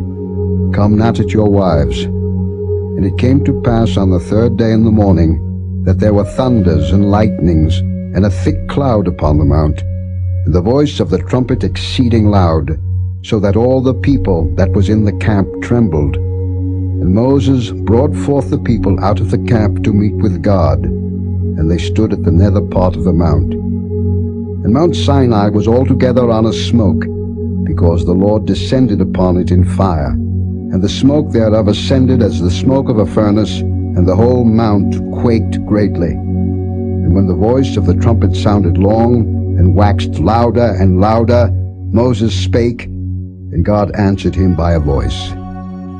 And the Lord came down upon Mount Sinai, on the top of the mount. And the Lord called Moses up to the top of the mount, and Moses went up. And the Lord said unto Moses, Go down, charge the people, lest they break through unto the Lord to gaze, and many of them perish. And let the priests also, which come near to the Lord, sanctify themselves, lest the Lord break forth upon them. And Moses said unto the Lord, The people cannot come up to Mount Sinai, for thou chargest us, saying, Set bounds about the mount, and sanctify it. And the Lord said unto him, Away, get thee down, and thou shalt come up, thou and Aaron with thee. But let not the priests and the people break through to come up unto the Lord, lest he break forth upon them. So Moses went down unto the people, and spake unto them.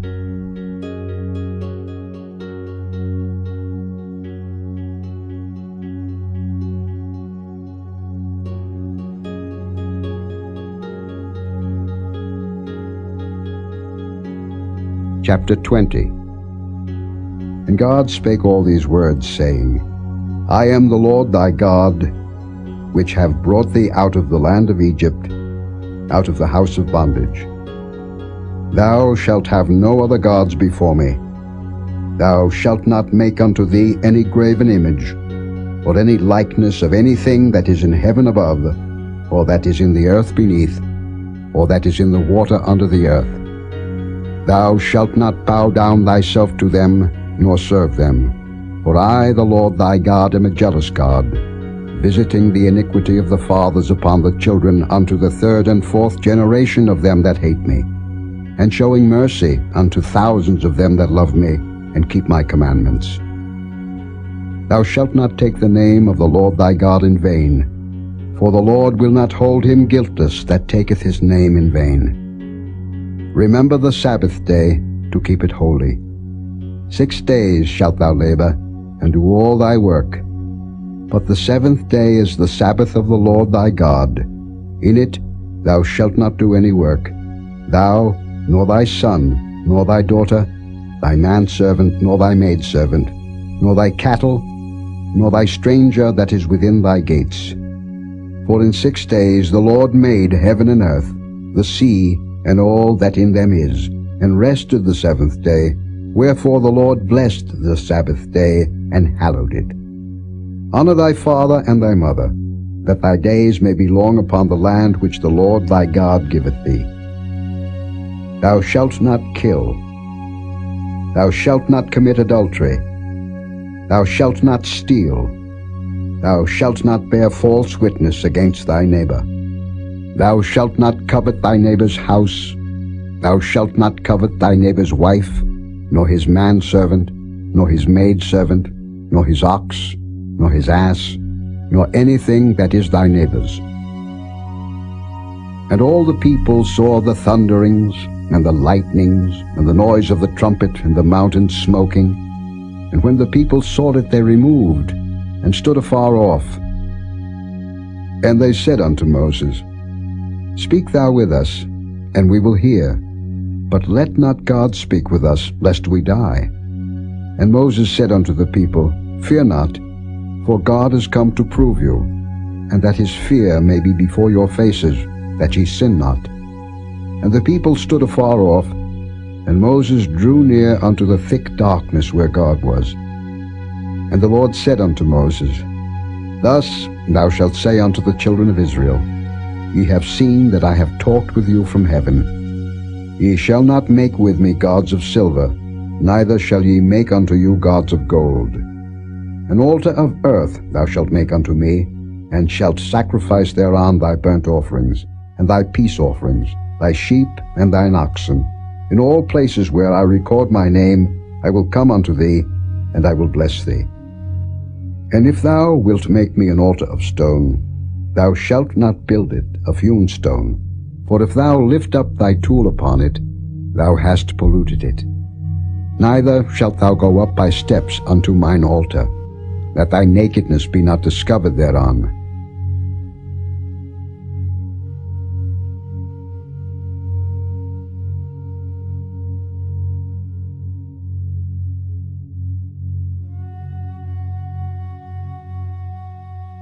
Chapter 21. Now these are the judgments which thou shalt set before them. If thou buy an Hebrew servant, 6 years he shall serve, and in the 7th he shall go out free for nothing. If he came in by himself, he shall go out by himself. If he were married, then his wife shall go out with him. If his master have given him a wife, and she have borne him sons or daughters, the wife and her children shall be her master's, and he shall go out by himself. And if the servant shall plainly say, I love my master, my wife, and my children, I will not go out free, then his master shall bring him unto the judges.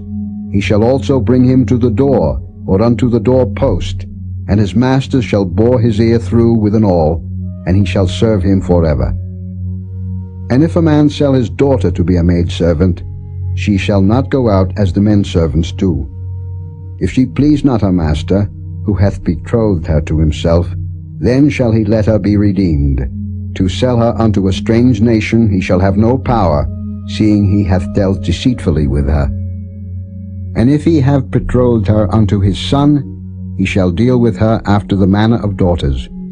If he take him another wife, her food, her raiment, and her duty of marriage shall he not diminish.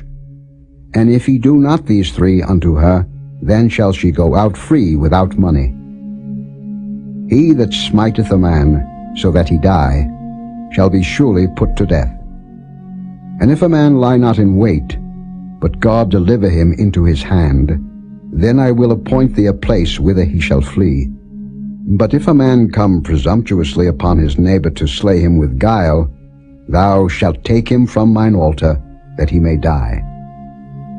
And he that smiteth his father or his mother shall be surely put to death. And he that stealeth a man, and selleth him, or if he be found in his hand, he shall surely be put to death. And he that curseth his father or his mother shall surely be put to death. And if men strive together, and one smite another with a stone, or with his fist, and he die not, but keepeth his bed, if he rise again, and walk abroad upon his staff, then shall he that smote him be quit. Only he shall pay for the loss of his time, and shall cause him to be thoroughly healed. And if a man smite his servant, or his maid with a rod, and he die under his hand, he shall be surely punished. Notwithstanding, if he continue a day or two, he shall not be punished, for he is his money. If men strive, and hurt a woman with child, so that her fruit depart from her, and yet no mischief follow, he shall be surely punished, according as the woman's husband will lay upon him, and he shall pay as the judges determine. And if any mischief follow, then thou shalt give life for life, eye for eye, tooth for tooth, hand for hand, foot for foot, burning for burning, wound for wound, stripe for stripe. And if a man smite the eye of his servant, or the eye of his maid, that it perish, he shall let him go free for his eye's sake. And if he smite out his manservant's tooth, or his maidservant's tooth, he shall let him go free for his tooth's sake.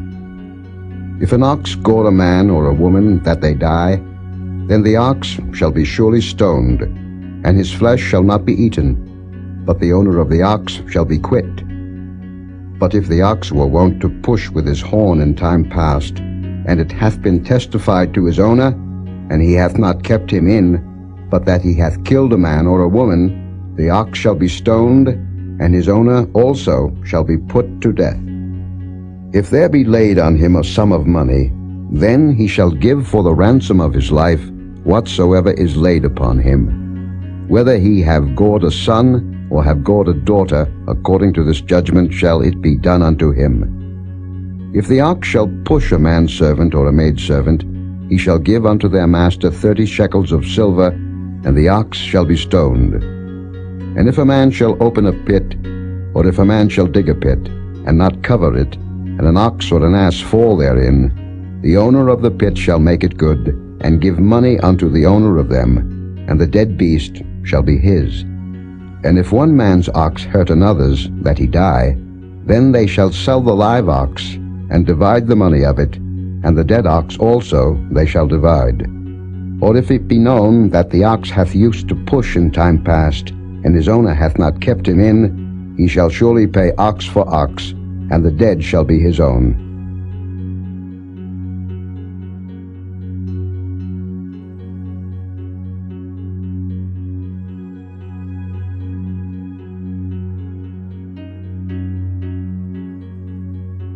Chapter 22.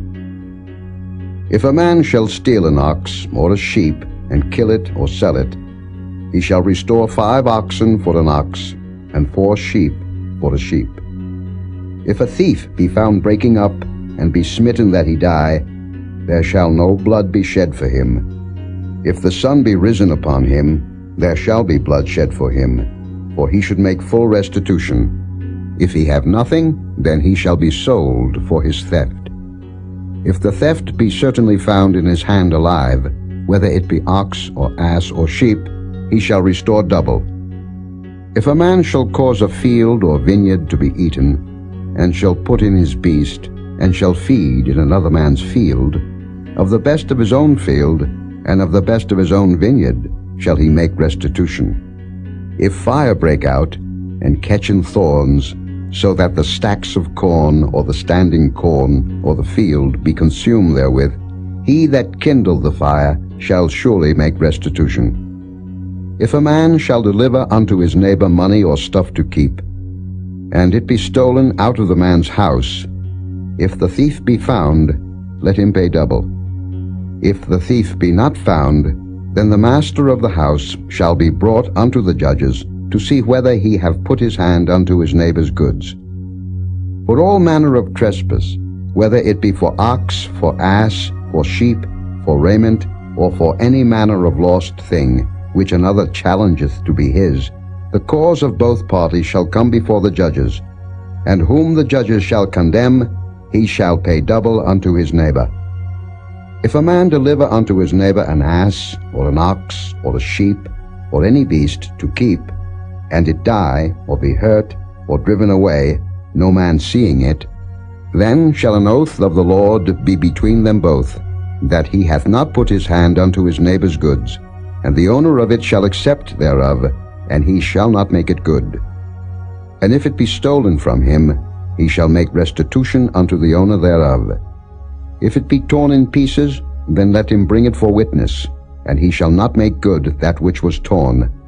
And if a man borrow aught of his neighbor, and it be hurt or die, the owner thereof being not with it, he shall surely make it good.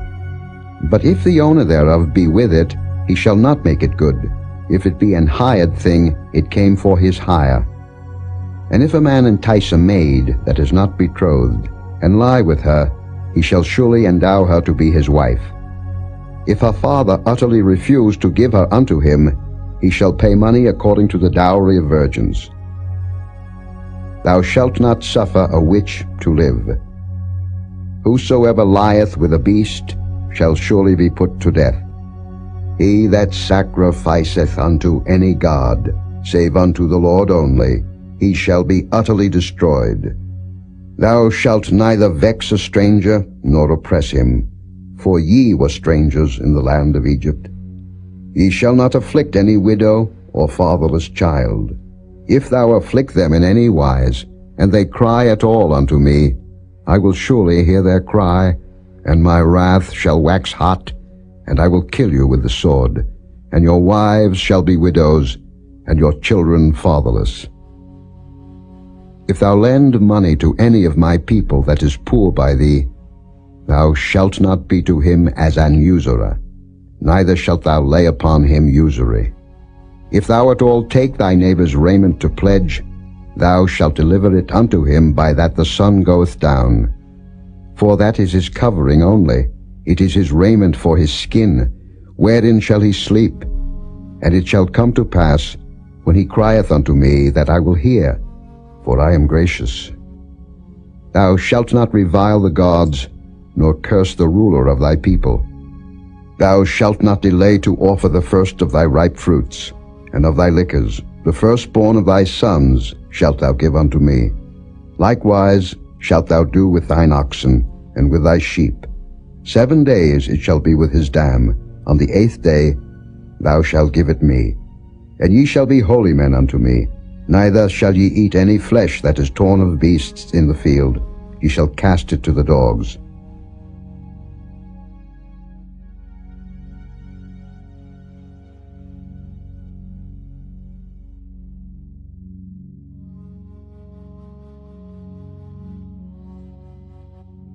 Chapter 23.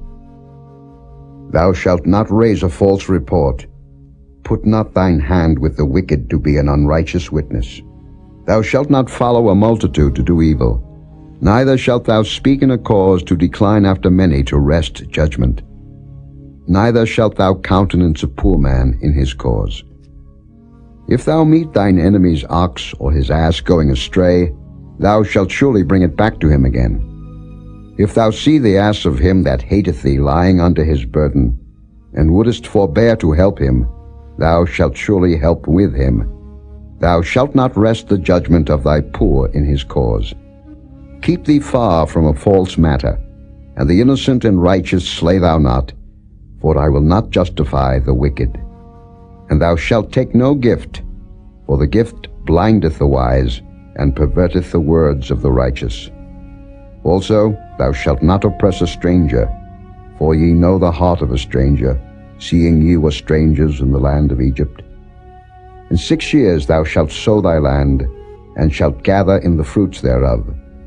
But the 7th year thou shalt let it rest and lie still, that the poor of thy people may eat. And what they leave the beasts of the field shall eat.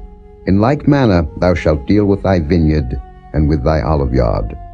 6 days thou shalt do thy work, and on the 7th day thou shalt rest, that thine ox and thine ass may rest, and the son of thy handmaid and the stranger may be refreshed. And in all things that I have said unto you be circumspect, and make no mention of the name of other gods, neither let it be heard out of thy mouth. 3 times thou shalt keep a feast unto me in the year. Thou shalt keep the feast of unleavened bread. Thou shalt eat unleavened bread 7 days, as I commanded thee, in the time appointed of the month Abib. For in it thou camest out from Egypt, and none shall appear before me empty. And the feast of harvest, the first fruits of thy labors, which thou hast sown in the field, and the feast of ingathering, which is in the end of the year, when thou hast gathered in thy labors out of the field. 3 times in the year all thy males shall appear before the Lord God. Thou shalt not offer the blood of my sacrifice with leavened bread, neither shall the fat of my sacrifice remain until the morning. The first of the first fruits of thy land thou shalt bring into the house of the Lord thy God. Thou shalt not seethe a kid in his mother's milk. Behold, I send an angel before thee, to keep thee in the way, and to bring thee into the place which I have prepared. Beware of him, and obey his voice. Provoke him not, for he will not pardon your transgressions, for my name is in him. But if thou shalt indeed obey his voice, and do all that I speak, then I will be an enemy unto thine enemies, and an adversary unto thine adversaries. For mine angel shall go before thee, and bring thee in unto the Amorites, and the Hittites, and the Perizzites, and the Canaanites, and the Hivites, and the Jebusites, and I will cut them off. Thou shalt not bow down to their gods, nor serve them, nor do after their works, but thou shalt utterly overthrow them, and quite break down their images. And ye shall serve the Lord your God, and he shall bless thy bread and thy water, and I will take sickness away from the midst of thee. There shall nothing cast their young, nor be barren in thy land. The number of thy days I will fulfill. I will send my fear before thee, and will destroy all the people to whom thou shalt come, and I will make all thine enemies turn their backs unto thee. And I will send hornets before thee, which shall drive out the Hivite, the Canaanite, and the Hittite from before thee. I will not drive them out from before thee in 1 year, lest the land become desolate, and the beast of the field multiply against thee. By little and little I will drive them out from before thee, until thou be increased, and inherit the land.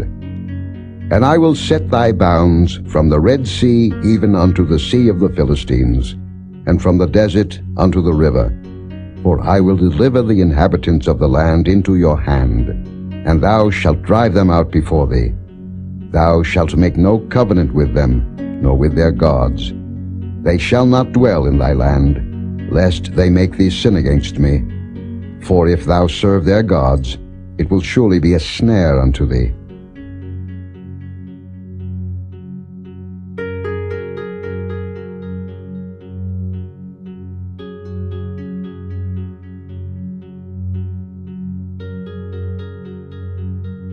Chapter 24.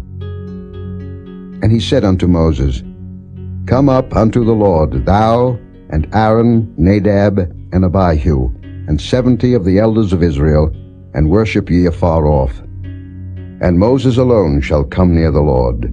But they shall not come nigh, neither shall the people go up with him. And Moses came and told the people all the words of the Lord, and all the judgments.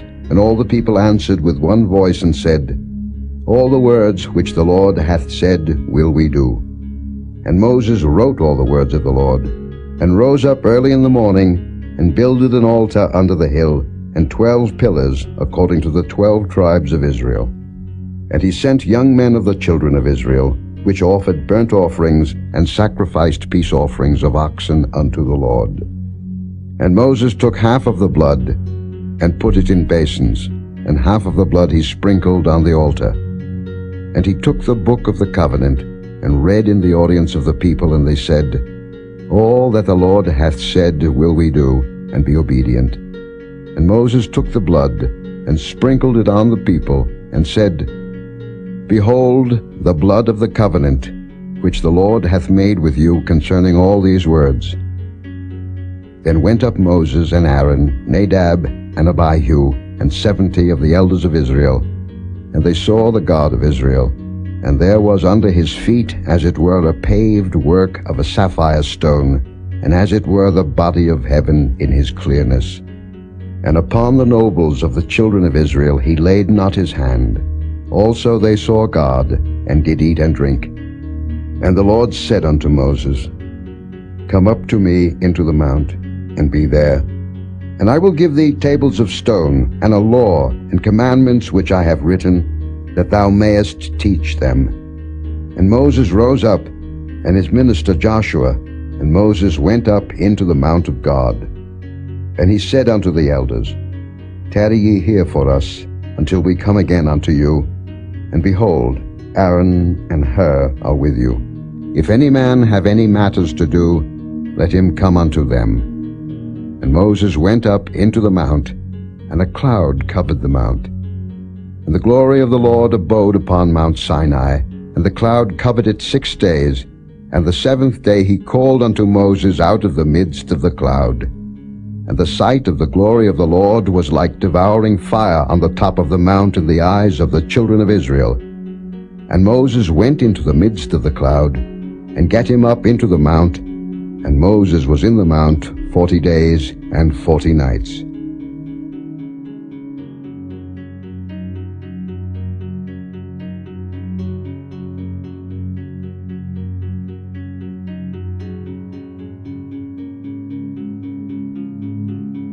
Chapter 25. And the Lord spake unto Moses, saying, Speak unto the children of Israel, that they bring me an offering. Of every man that giveth it willingly with his heart ye shall take my offering.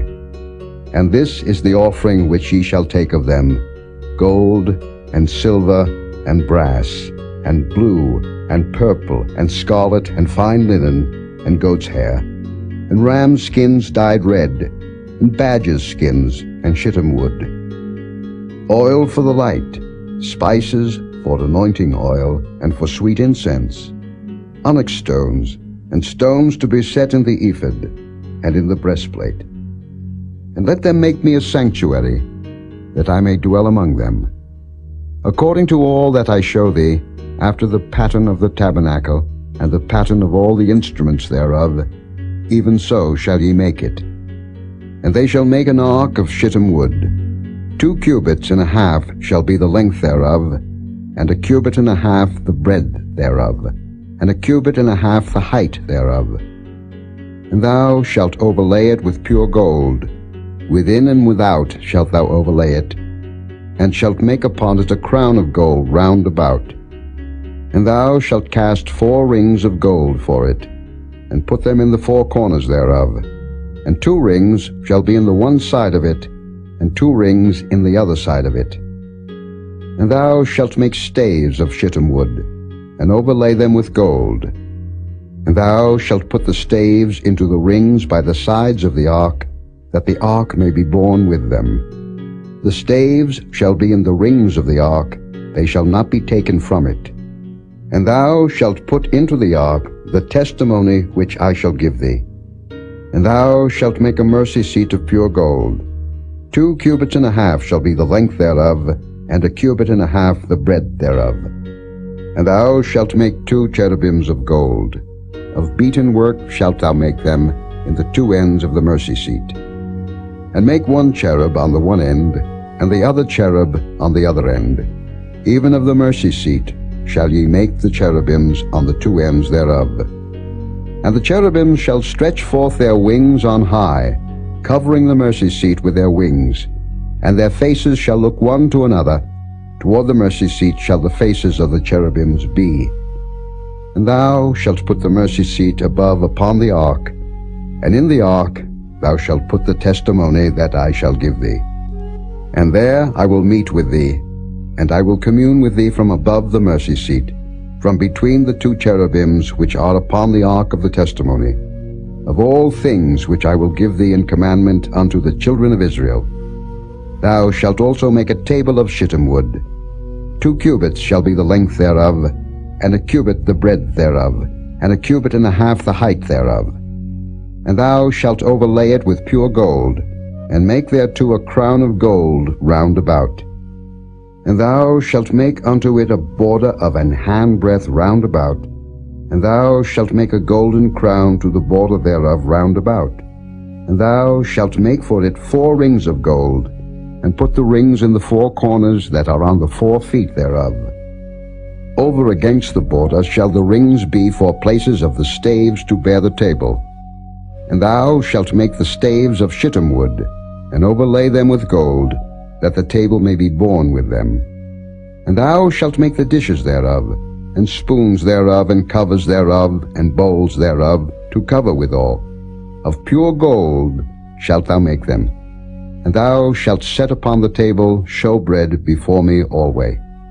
And thou shalt make a candlestick of pure gold. Of beaten work shall the candlestick be made.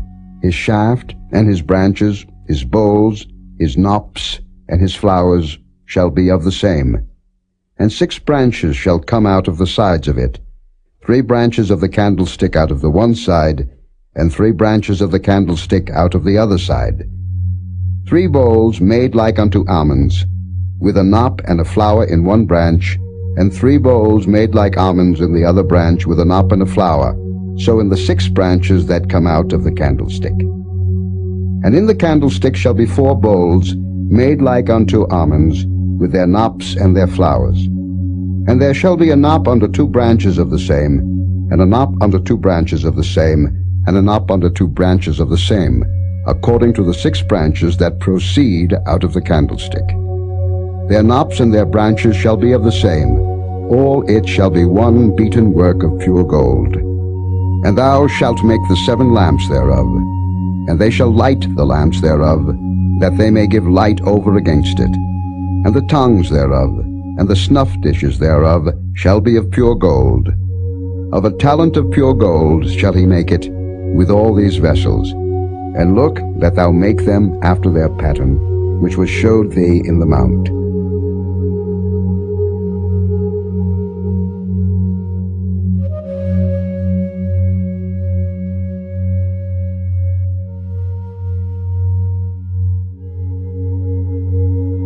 Chapter 26.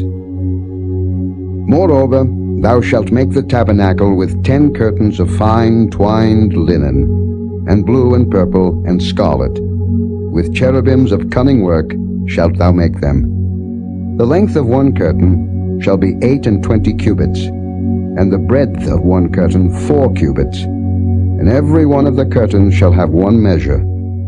The 5 curtains shall be coupled together one to another, and other 5 curtains shall be coupled one to another. And thou shalt make loops of blue upon the edge of the one curtain from the selvage in the coupling. And likewise shalt thou make in the uttermost edge of another curtain in the coupling of the second. 50 loops shalt thou make in the one curtain, and 50 loops shalt thou make in the edge of the curtain that is in the coupling of the second, that the loops may take hold one of another. And thou shalt make 50 taches of gold, and couple the curtains together with the taches, and it shall be one tabernacle. And thou shalt make curtains of goat's hair to be a covering upon the tabernacle. 11 curtains shalt thou make. The length of one curtain shall be 30 cubits, and the breadth of one curtain 4 cubits. And the 11 curtains shall be all of one measure. And thou shalt couple 5 curtains by themselves, and 6 curtains by themselves, and shalt double the 6th curtain in the forefront of the tabernacle. And thou shalt make 50 loops on the edge of the one curtain that is outmost in the coupling, and 50 loops in the edge of the curtain which coupleth the second. And thou shalt make 50 taches of brass, and put the taches into the loops, and couple the tent together, that it may be one. And the remnant that remaineth of the curtains of the tent, the half curtain that remaineth, shall hang over the backside of the tabernacle, and a cubit on the one side, and a cubit on the other side of that which remaineth in the length of the curtains of the tent. It shall hang over the sides of the tabernacle on this side and on that side, to cover it. And thou shalt make a covering for the tent of rams' skins dyed red, and a covering above of badgers' skins. And thou shalt make boards for the tabernacle of shittim wood standing up. 10 cubits shall be the length of a board, and a cubit and a half shall be the breadth of one board. 2 tenons shall there be in one board, set in order one against another. Thus shalt thou make for all the boards of the tabernacle. And thou shalt make the boards for the tabernacle, 20 boards on the south side southward. And thou shalt make 40 sockets of silver under the 20 boards, 2 sockets under one board for his 2 tenons, and 2 sockets under another board for his 2 tenons. And for the second side of the tabernacle on the north side there shall be 20 boards, and there 40 sockets of silver, 2 sockets under one board, and 2 sockets under another board. And for the sides of the tabernacle westward thou shalt make 6 boards, and 2 boards shalt thou make for the corners of the tabernacle in the 2 sides. And they shall be coupled together beneath, and they shall be coupled together above the head of it unto one ring. Thus shall it be for them both. They shall be for the 2 corners. And they shall be 8 boards, and their sockets of silver 16 sockets, 2 sockets under one board, and 2 sockets under another board. And thou shalt make bars of shittim wood, 5 for the boards of the one side of the tabernacle, and 5 bars for the boards of the other side of the tabernacle, and 5 bars for the boards of the side of the tabernacle for the 2 sides westward. And the middle bar in the midst of the boards shall reach from end to end. And thou shalt overlay the boards with gold, and make their rings of gold for places for the bars. And thou shalt overlay the bars with gold. And thou shalt rear up the tabernacle according to the fashion thereof which was showed thee in the mount. And thou shalt make a veil of blue, and purple, and scarlet, and fine twined linen of cunning work. With cherubims shall it be made. And thou shalt hang it upon 4 pillars of shittim wood overlaid with gold. Their hooks shall be of gold upon the 4 sockets of silver. And thou shalt hang up the veil under the taches, that thou mayest bring in thither within the veil the ark of the testimony. And the veil shall divide unto you between the holy place and the most holy. And thou shalt put the mercy seat upon the ark of the testimony in the most holy place. And thou shalt set the table without the veil, and the candlestick over against the table on the side of the tabernacle toward the south. And thou shalt put the table on the north side. And thou shalt make an hanging for the door of the tent, of blue, and purple, and scarlet, and fine twined linen, wrought with needlework. And thou shalt make for the hanging 5 pillars of shittim wood, and overlay them with gold, and their hooks shall be of gold, and thou shalt cast 5 sockets of brass for them.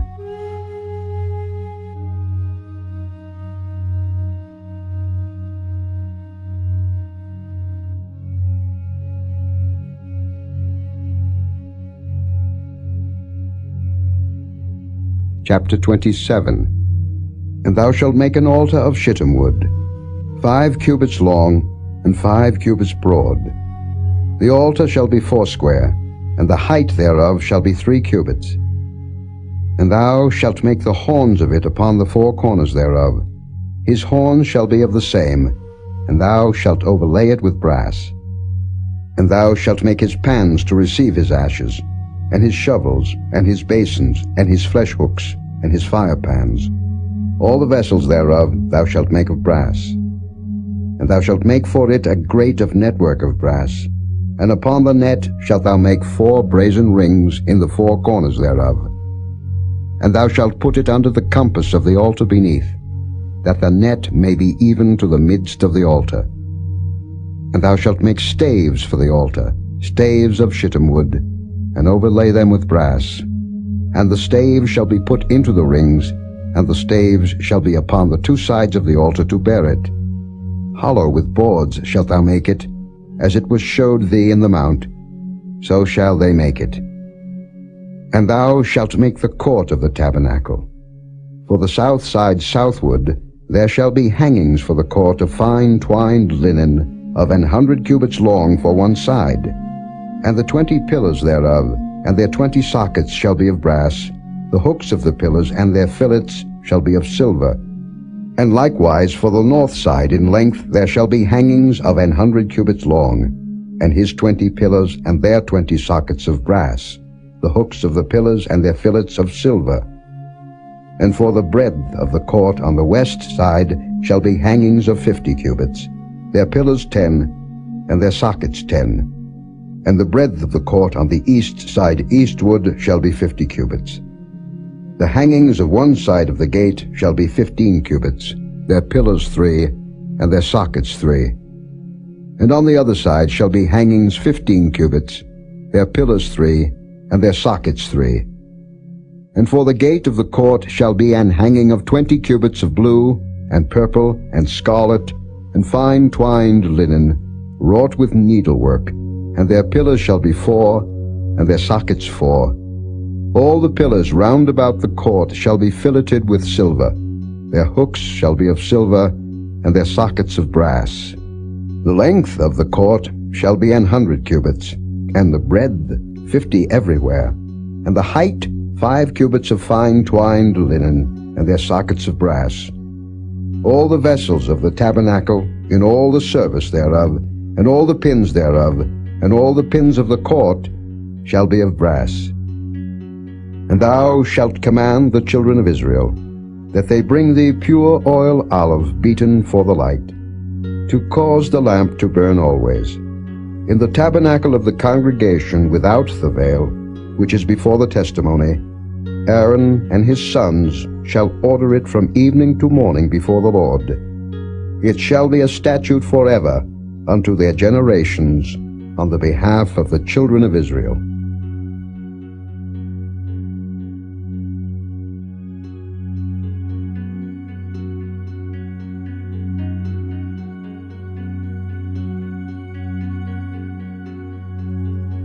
Chapter 28. And take thou unto thee Aaron thy brother, and his sons with him, from among the children of Israel, that he may minister unto me in the priest's office, even Aaron, Nadab, and Abihu, Eleazar and Ithamar, Aaron's sons. And thou shalt make holy garments for Aaron thy brother, for glory and for beauty. And thou shalt speak unto all that are wise-hearted, whom I have filled with the spirit of wisdom, that they may make Aaron's garments to consecrate him, that he may minister unto me in the priest's office. And these are the garments which they shall make: a breastplate, and an ephod, and a robe, and a broidered coat, a mitre, and a girdle. And they shall make holy garments for Aaron thy brother and his sons, that he may minister unto me in the priest's office. And they shall take gold, and blue, and purple, and scarlet, and fine linen. And they shall make the ephod of gold, of blue, and of purple, of scarlet, and fine twined linen with cunning work. It shall have the 2 shoulder pieces thereof, joined at the 2 edges thereof, and so it shall be joined together. And the curious girdle of the ephod, which is upon it, shall be of the same, according to the work thereof, even of gold, of blue, and purple, and scarlet, and fine twined linen. And thou shalt take 2 onyx stones, and grave on them the names of the children of Israel, 6 of their names on one stone, and the other 6 names of the rest on the other stone, according to their birth. With the work of an engraver in stone, like the engravings of a signet, shalt thou engrave the 2 stones with the names of the children of Israel. Thou shalt make them to be set in ouches of gold. And thou shalt put the 2 stones upon the shoulders of the ephod for stones of memorial unto the children of Israel. And Aaron shall bear their names before the Lord upon his 2 shoulders for a memorial. And thou shalt make ouches of gold, and 2 chains of pure gold at the ends. Of wreathen work shalt thou make them, and fasten the wreathen chains to the ouches. And thou shalt make the breastplate of judgment with cunning work. After the work of the ephod thou shalt make it, of gold, of blue, and of purple, and of scarlet and of fine twined linen shalt thou make it. 4 square it shall be, being doubled. A span shall be the length thereof, and a span shall be the breadth thereof. And thou shalt set it in settings of stones, even 4 rows of stones. The first row shall be a sardius, a topaz, and a carbuncle. This shall be the first row. And the second row shall be an emerald, a sapphire, and a diamond. And the third row a ligure, an agate, and an amethyst. And the fourth row a beryl, and an onyx, and a jasper. They shall be set in gold in their enclosings. And the stones shall be with the names of the children of Israel, 12, according to their names, like the engravings of a signet. Every one with his name shall they be according to the 12 tribes. And thou shalt make upon the breastplate chains at the ends of wreathen work of pure gold. And thou shalt make upon the breastplate 2 rings of gold, and shalt put the 2 rings on the 2 ends of the breastplate. And thou shalt put the 2 wreathen chains of gold in the 2 rings which are on the ends of the breastplate. And the other 2 ends of the 2 wreathen chains thou shalt fasten in the 2 ouches, and put them on the shoulder pieces of the ephod before it. And thou shalt make 2 rings of gold, and thou shalt put them upon the 2 ends of the breastplate in the border thereof, which is in the side of the ephod inward. And 2 other rings of gold thou shalt make, and shalt put them on the 2 sides of the ephod underneath, toward the forepart thereof, over against the other coupling thereof, above the curious girdle of the ephod. And they shall bind the breastplate by the rings thereof unto the rings of the ephod with a lace of blue, that it may be above the curious girdle of the ephod, and that the breastplate be not loosed from the ephod. And Aaron shall bear the names of the children of Israel in the breastplate of judgment upon his heart, when he goeth in unto the holy place, for a memorial before the Lord continually. And thou shalt put in the breastplate of judgment the Urim and the Thummim, and they shall be upon Aaron's heart, when he goeth in before the Lord. And Aaron shall bear the judgment of the children of Israel upon his heart before the Lord continually. And thou shalt make the robe of the ephod all of blue. And there shall be an hole in the top of it, in the midst thereof. It shall have a binding of woven work round about the whole of it, as it were the hole of an habergeon, that it be not rent. And beneath upon the hem of it thou shalt make pomegranates of blue, and of purple, and of scarlet, round about the hem thereof, and bells of gold between them round about. A golden bell and a pomegranate, a golden bell and a pomegranate upon the hem of the robe round about. And it shall be upon Aaron to minister, and his sound shall be heard when he goeth in unto the holy place before the Lord, and when he cometh out, that he die not. And thou shalt make a plate of pure gold, engrave upon it, like the engravings of a signet, Holiness to the Lord. And thou shalt put it on a blue lace, that it may be upon the mitre. Upon the forefront of the mitre it shall be. And it shall be upon Aaron's forehead, that Aaron may bear the iniquity of the holy things, which the children of Israel shall hallow in all their holy gifts. And it shall be always upon his forehead, that they may be accepted before the Lord.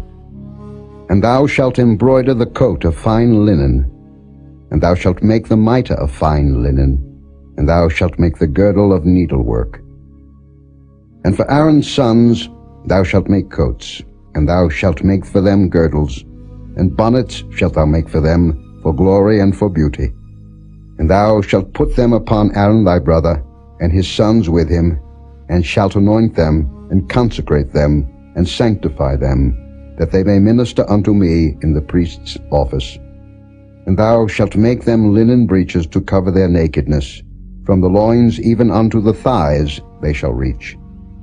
And they shall be upon Aaron and upon his sons, when they come in unto the tabernacle of the congregation, or when they come near unto the altar to minister in the holy place, that they bear not iniquity and die. It shall be a statute forever unto him and his seed after him.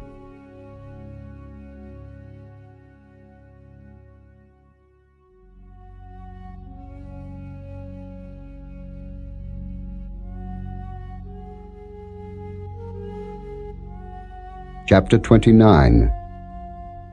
And this is the thing that thou shalt do unto them to hallow them, to minister unto me in the priest's office. Take 1 young bullock, and 2 rams without blemish, and unleavened bread, and cakes unleavened, tempered with oil, and wafers unleavened, anointed with oil.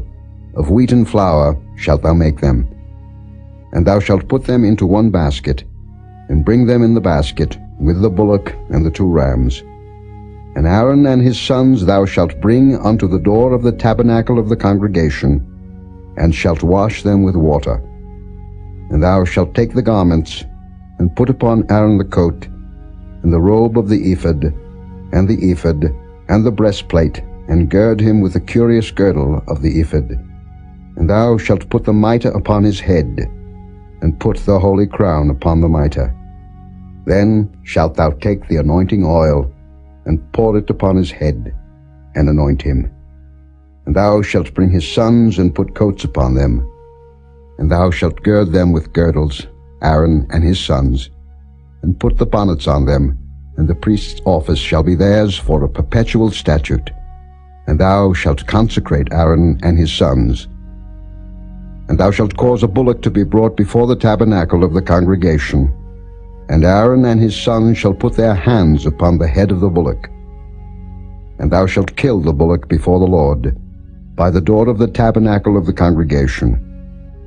And thou shalt take of the blood of the bullock, and put it upon the horns of the altar with thy finger, and pour all the blood beside the bottom of the altar. And thou shalt take all the fat that covereth the inwards, and the caul that is above the liver, and the 2 kidneys, and the fat that is upon them, and burn them upon the altar. But the flesh of the bullock, and his skin, and his dung, shalt thou burn with fire without the camp. It is a sin offering. Thou shalt also take 1 ram, and Aaron and his sons shall put their hands upon the head of the ram. And thou shalt slay the ram, and thou shalt take his blood, and sprinkle it round about upon the altar. And thou shalt cut the ram in pieces, and wash the inwards of him, and his legs, and put them unto his pieces and unto his head. And thou shalt burn the whole ram upon the altar. It is a burnt offering unto the Lord. It is a sweet savour, an offering made by fire unto the Lord.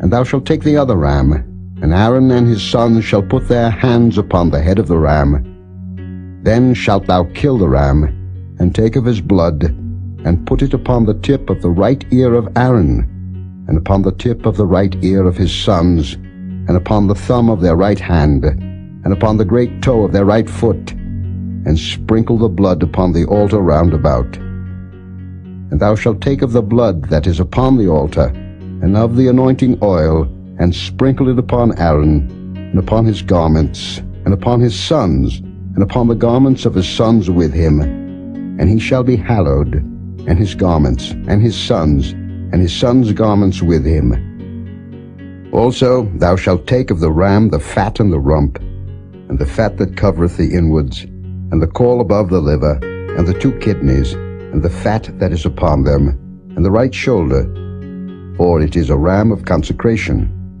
and 1 loaf of bread, and 1 cake of oiled bread, and 1 wafer out of the basket of the unleavened bread that is before the Lord.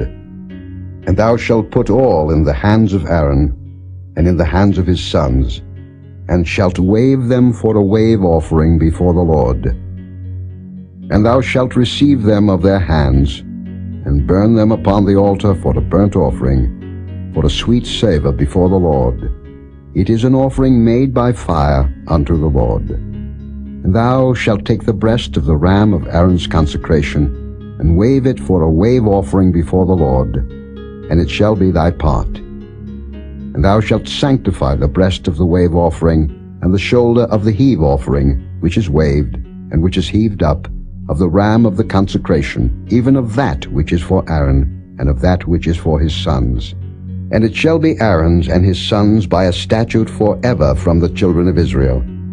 For it is an heave offering, and it shall be an heave offering from the children of Israel of the sacrifice of their peace offerings, even their heave offering unto the Lord. And the holy garments of Aaron shall be his sons after him, to be anointed therein, and to be consecrated in them. And that son that is priest in his stead shall put them on 7 days, when he cometh into the tabernacle of the congregation to minister in the holy place. And thou shalt take the ram of the consecration, and seethe his flesh in the holy place. And Aaron and his sons shall eat the flesh of the ram, and the bread that is in the basket, by the door of the tabernacle of the congregation.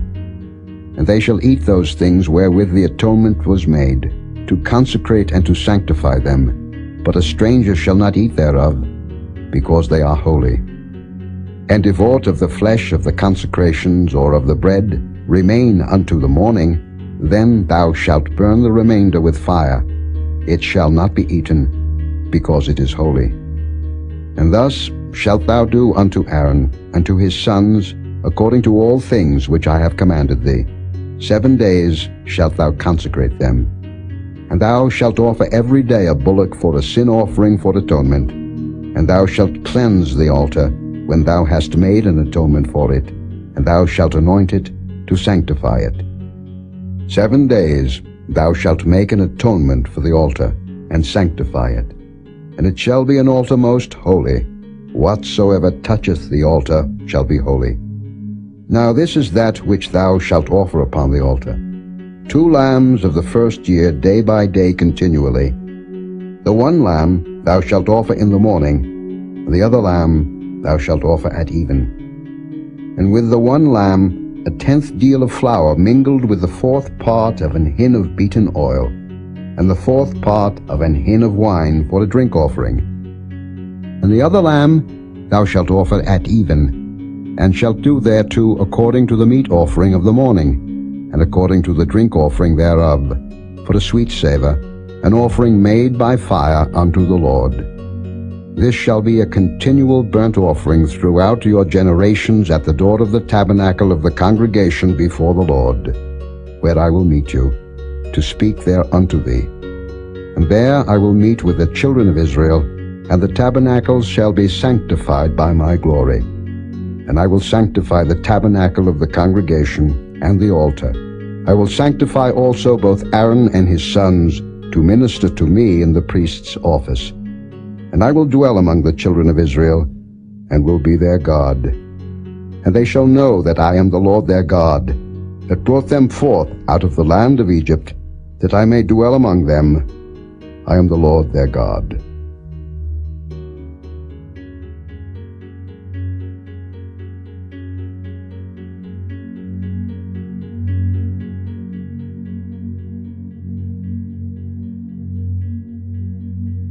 Chapter 30. And thou shalt make an altar to burn incense upon. Of shittim wood shalt thou make it. A cubit shall be the length thereof, and a cubit the breadth thereof. 4 square shall it be, and 2 cubits shall be the height thereof. The horns thereof shall be of the same.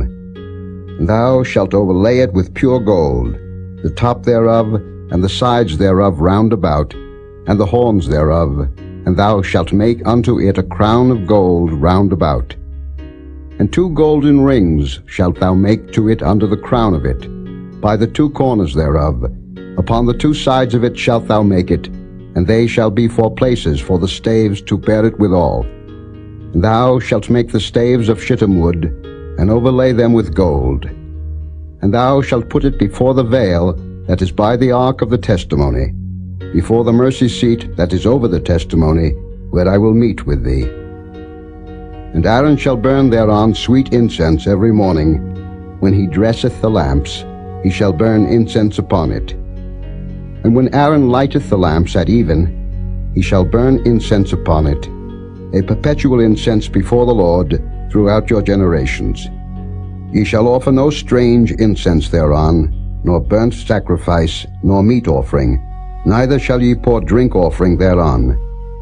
And Aaron shall make an atonement upon the horns of it once in a year with the blood of the sin offering of atonements. Once in the year shall he make atonement upon it throughout your generations. It is most holy unto the Lord. And the Lord spake unto Moses, saying, When thou takest the sum of the children of Israel after their number, then shall they give every man a ransom for his soul unto the Lord when thou numberest them, that there be no plague among them when thou numberest them. This they shall give, every one that passeth among them that are numbered, half a shekel after the shekel of the sanctuary. A shekel is 20 gerahs, and half shekel shall be the offering of the Lord. Every one that passeth among them that are numbered, from 20 years old and above, shall give an offering unto the Lord. The rich shall not give more, and the poor shall not give less than half a shekel, when they give an offering unto the Lord, to make an atonement for your souls. And thou shalt take the atonement money of the children of Israel, and shalt appoint it for the service of the tabernacle of the congregation, that it may be a memorial unto the children of Israel before the Lord, to make an atonement for your souls. And the Lord spake unto Moses, saying, Thou shalt also make a laver of brass, and his foot also of brass, to wash withal. And thou shalt put it between the tabernacle of the congregation and the altar, and thou shalt put water therein. For Aaron and his sons shall wash their hands and their feet thereat. When they go into the tabernacle of the congregation, they shall wash with water, that they die not. Or when they come near to the altar to minister, to burn offering made by fire unto the Lord. So they shall wash their hands and their feet, that they die not. And it shall be a statute forever to them, even to him and to his seed throughout their generations. Moreover, the Lord spake unto Moses, saying, Take thou also unto thee principal spices, of pure myrrh 500 shekels, and of sweet cinnamon half so much, even 250 shekels, and of sweet calamus 250 shekels, and of cassia 500 shekels, after the shekel of the sanctuary, and of oil olive and hin. And thou shalt make it an oil of holy ointment, an ointment compound after the art of the apothecary. It shall be an holy anointing oil. And thou shalt anoint the tabernacle of the congregation therewith, and the ark of the testimony, and the table and all his vessels, and the candlestick and his vessels, and the altar of incense, and the altar of burnt offering with all his vessels, and the laver and his foot.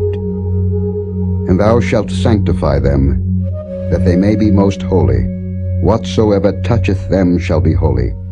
And thou shalt anoint Aaron and his sons, and consecrate them, that they may minister unto me in the priest's office. And thou shalt speak unto the children of Israel, saying, This shall be an holy anointing oil unto me throughout your generations. Upon man's flesh shall it not be poured, neither shall ye make any other like it, after the composition of it. It is holy, and it shall be holy unto you. Whosoever compoundeth any like it, or whosoever putteth any of it upon a stranger, shall even be cut off from his people. And the Lord said unto Moses, Take unto thee sweet spices, stacte, and onycha, and galbanum, these sweet spices with pure frankincense, of each shall there be a like weight. And thou shalt make it a perfume, a confection after the art of the apothecary, tempered together, pure and holy. And thou shalt beat some of it very small, and put of it before the testimony in the tabernacle of the congregation, where I will meet with thee. It shall be unto you most holy. And as for the perfume which thou shalt make, ye shall not make to yourselves according to the composition thereof. It shall be unto thee holy for the Lord. Whosoever shall make like unto that, to smell thereto, shall even be cut off from his people.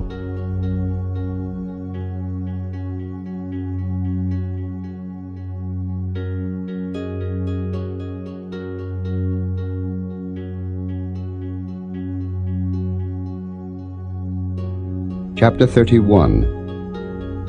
And the Lord spake unto Moses, saying, See, I have called by name Bezaleel, the son of Uri, the son of Hur, of the tribe of Judah.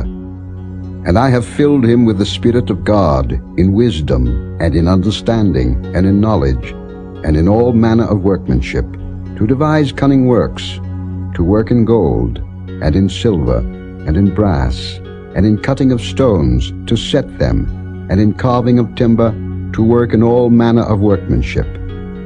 And I, behold, I have given with him Aholiab, the son of Ahisamach, of the tribe of Dan, and in the hearts of all that are wise-hearted I have put wisdom, that they may make all that I have commanded thee: the tabernacle of the congregation, and the ark of the testimony, and the mercy seat that is thereupon, and all the furniture of the tabernacle, and the table and his furniture, and the pure candlestick with all his furniture, and the altar of incense, and the altar of burnt offering with all his furniture, and the laver and his foot, and the cloths of service, and the holy garments for Aaron the priest, and the garments of his sons, to minister in the priest's office, and the anointing oil, and sweet incense for the holy place, according to all that I have commanded thee shall they do. And the Lord spake unto Moses, saying, Speak thou also unto the children of Israel, saying, Verily my Sabbaths ye shall keep, for it is a sign between me and you throughout your generations, that ye may know that I am the Lord that doth sanctify you. Ye shall keep the Sabbath therefore, for it is holy unto you. Every one that defileth it shall surely be put to death. For whosoever doeth any work therein, that soul shall be cut off from among his people. 6 days may work be done, but in the seventh is the Sabbath of rest, holy to the Lord. Whosoever doeth any work in the Sabbath day, he shall surely be put to death. Wherefore the children of Israel shall keep the Sabbath, to observe the Sabbath throughout their generations, for a perpetual covenant. It is a sign between me and the children of Israel forever. For in 6 days the Lord made heaven and earth, and on the seventh day he rested, and was refreshed. And he gave unto Moses, when he had made an end of communing with him upon Mount Sinai, 2 tables of testimony, tables of stone, written with the finger of God.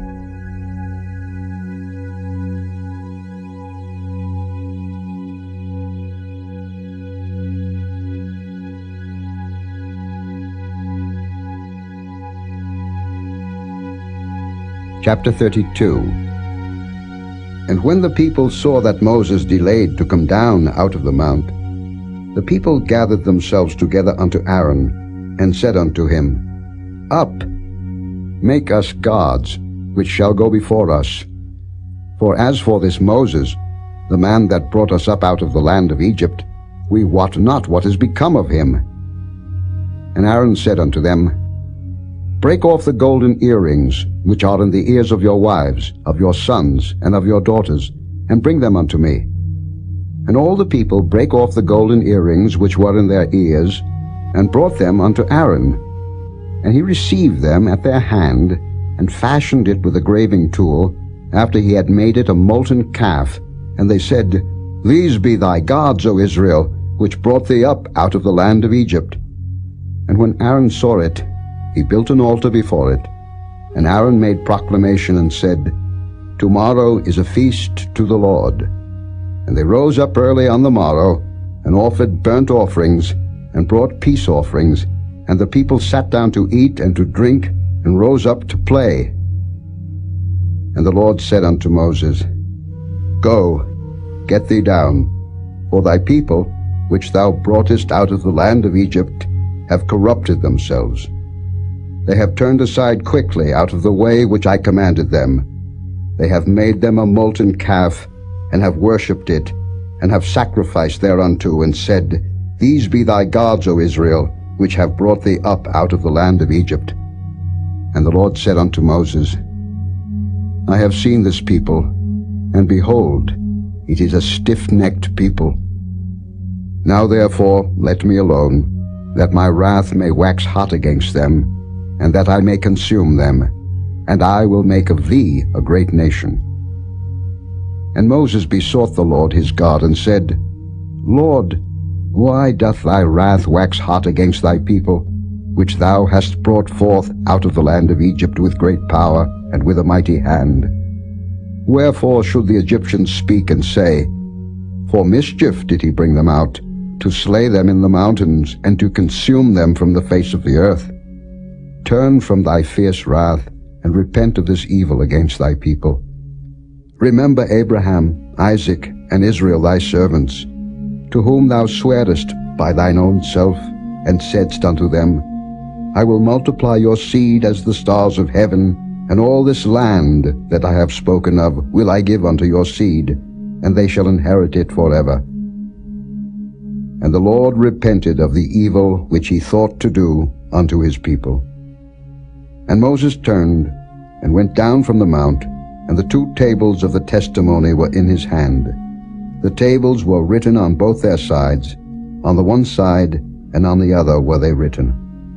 And the tables were the work of God, and the writing was the writing of God, graven upon the tables. And when Joshua heard the noise of the people as they shouted, he said unto Moses, There is a noise of war in the camp. And he said, It is not the voice of them that shout for mastery, neither is it the voice of them that cry for being overcome, but the noise of them that sing do I hear. And it came to pass, as soon as he came nigh unto the camp, that he saw the calf and the dancing, and Moses' anger waxed hot, and he cast the tables out of his hands, and brake them beneath the mount. And he took the calf which they had made, and burnt it in the fire, and ground it to powder, and strawed it upon the water, and made the children of Israel drink of it. And Moses said unto Aaron, What did this people unto thee, that thou hast brought so great a sin upon them? And Aaron said, Let not the anger of my Lord wax hot. Thou knowest the people, that they are set on mischief.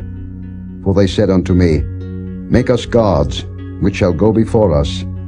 For as for this Moses, the man that brought us up out of the land of Egypt, we wot not what is become of him. And I said unto them, Whosoever hath any gold, let him break it off. So they gave it me. Then I cast it into the fire, and there came out this calf.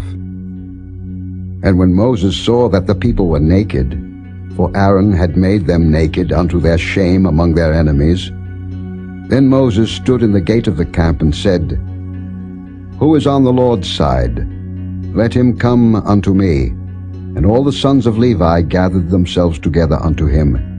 And he said unto them, Thus said the Lord God of Israel, Put every man his sword by his side, and go in and out from gate to gate throughout the camp, and slay every man his brother, and every man his companion, and every man his neighbor. And the children of Levi did according to the word of Moses, and there fell of the people that day about 3,000 men. For Moses had said, Consecrate yourselves today to the Lord, even every man upon his son and upon his brother, that he may bestow upon you a blessing this day. And it came to pass on the morrow that Moses said unto the people, Ye have sinned a great sin, and now I will go up unto the Lord. Peradventure I shall make an atonement for your sin. And Moses returned unto the Lord and said, O this people have sinned a great sin, and have made them gods of gold. Yet now, if thou wilt forgive their sin, and if not, blot me, I pray thee, out of thy book which thou hast written. And the Lord said unto Moses, Whosoever hath sinned against me, him will I blot out of my book. Therefore now go, lead the people unto the place of which I have spoken unto thee. Behold, mine angel shall go before thee. Nevertheless in the day when I will visit their sin upon them. And the Lord plagued the people, because they made the calf which Aaron made.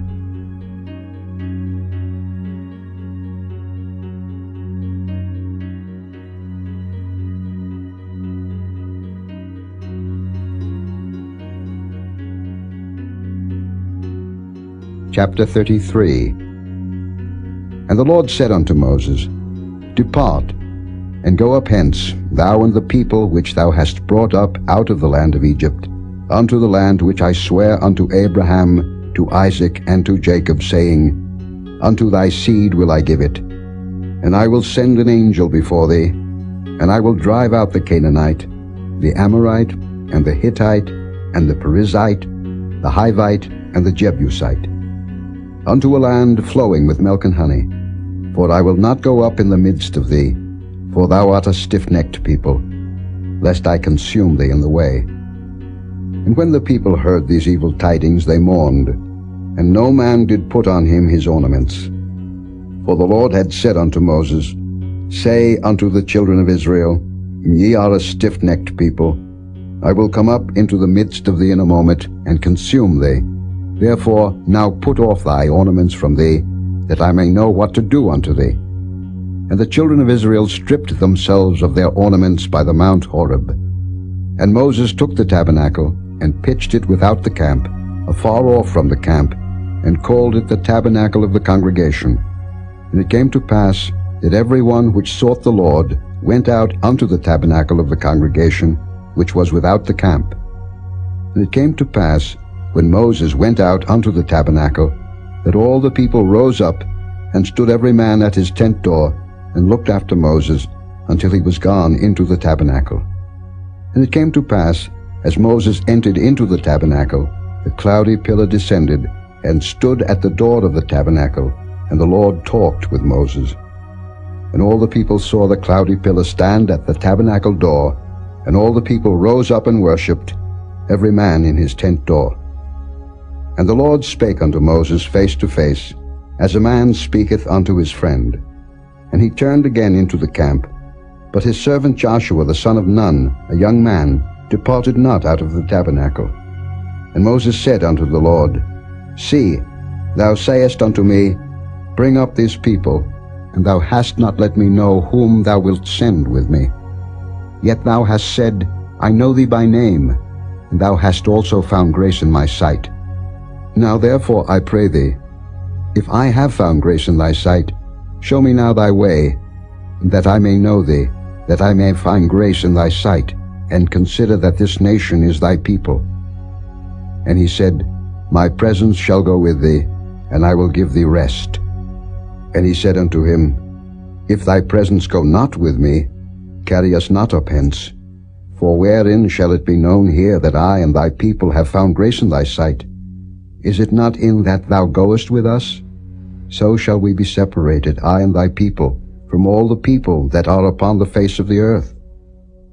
And the Lord said unto Moses, I will do this thing also that thou hast spoken, for thou hast found grace in my sight, and I know thee by name. And he said, I beseech thee, show me thy glory. And he said, I will make all my goodness pass before thee, and I will proclaim the name of the Lord before thee, and will be gracious to whom I will be gracious, and will show mercy on whom I will show mercy. And he said, Thou canst not see my face, for there shall no man see me and live. And the Lord said, Behold, there is a place by me, and thou shalt stand upon a rock. And it shall come to pass, while my glory passeth by, that I will put thee in a cleft of the rock, and will cover thee with my hand while I pass by. And I will take away mine hand, and thou shalt see my back parts, but my face shall not be seen.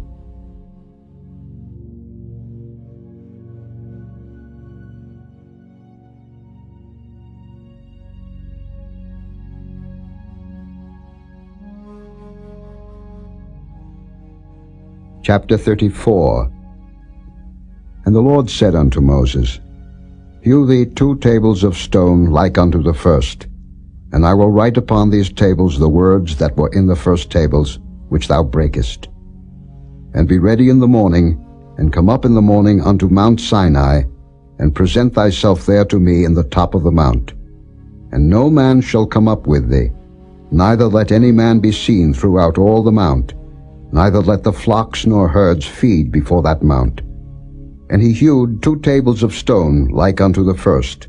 And Moses rose up early in the morning, and went up unto Mount Sinai, as the Lord had commanded him, and took in his hand the 2 tables of stone. And the Lord descended in the cloud, and stood with him there, and proclaimed the name of the Lord. And the Lord passed by before him, and proclaimed, the Lord God, merciful and gracious, long-suffering, and abundant in goodness and truth, keeping mercy for thousands, forgiving iniquity and transgression and sin, and that will by no means clear the guilty, visiting the iniquity of the fathers upon the children, and upon the children's children, unto the 3rd and to the 4th generation. And Moses made haste, and bowed his head toward the earth, and worshipped.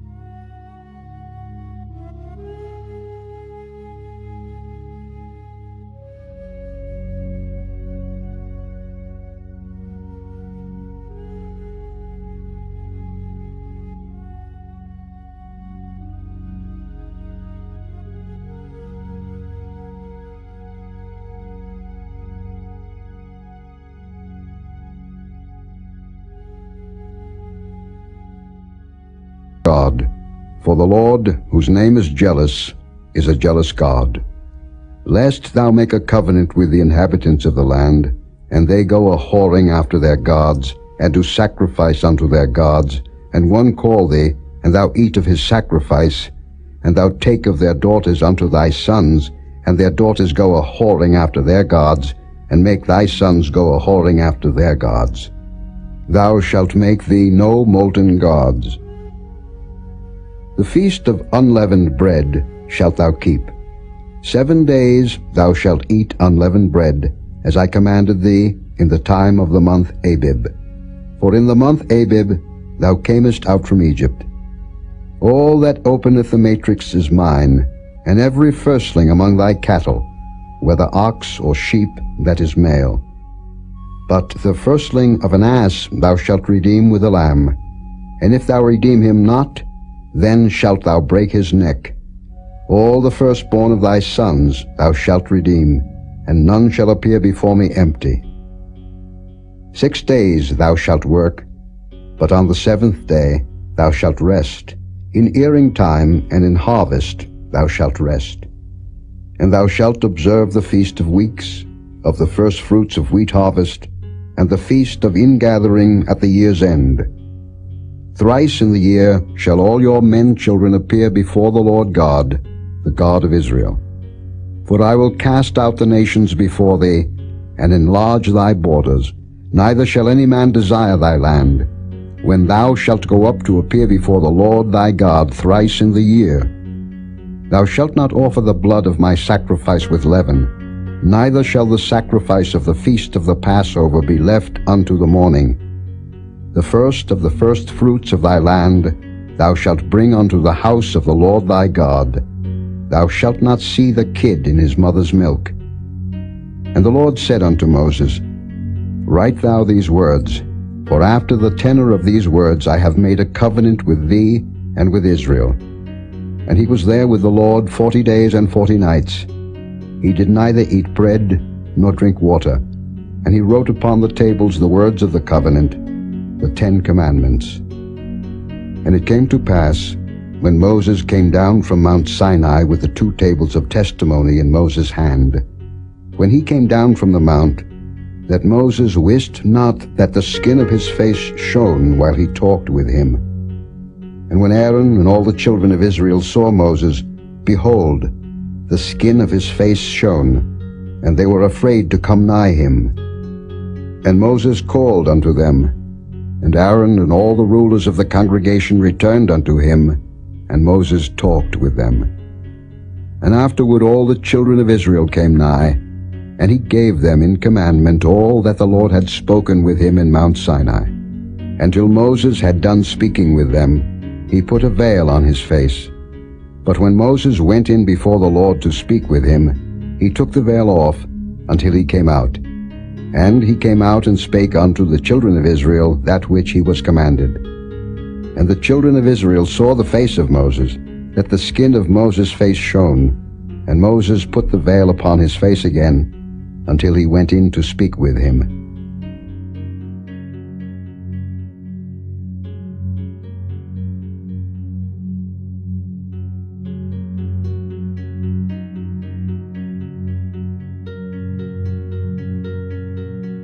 Chapter 35. And Moses gathered all the congregation of the children of Israel together, and said unto them, These are the words which the Lord hath commanded, that ye should do them. 6 days shall work be done, but on the 7th day there shall be to you an holy day, a Sabbath of rest to the Lord. Whosoever doeth work therein shall be put to death. Ye shall kindle no fire throughout your habitations upon the Sabbath day. And Moses spake unto all the congregation of the children of Israel, saying, This is the thing which the Lord commanded, saying, Take ye from among you an offering unto the Lord. Whosoever is of a willing heart, let him bring it, an offering of the Lord, gold and silver and brass, and blue and purple and scarlet and fine linen, and goat's hair, and ram's skins dyed red, and badger's skins, and shittim wood, and oil for the light, and spices for anointing oil, and for the sweet incense, and onyx stones, and stones to be set for the ephod, and for the breastplate. And every wise-hearted among you shall come, and make all that the Lord hath commanded. The tabernacle, his tent, and his covering, his taches, and his boards, his bars, his pillars, and his sockets. The ark, and the staves thereof, with the mercy seat, and the veil of the covering. The table, and his staves, and all his vessels, and the showbread. The candlestick also for the light, and his furniture, and his lamps, with the oil for the light. And the incense altar, and his staves, and the anointing oil, and the sweet incense, and the hanging for the door at the entering in of the tabernacle. The altar of burnt offering, with his brazen grate, his staves, and all his vessels, the laver and his foot. The hangings of the court, his pillars and their sockets, and the hanging for the door of the court. The pins of the tabernacle, and the pins of the court, and their cords. The cloths of service, to do service in the holy place. The holy garments for Aaron the priest, and the garments of his sons, to minister in the priest's office.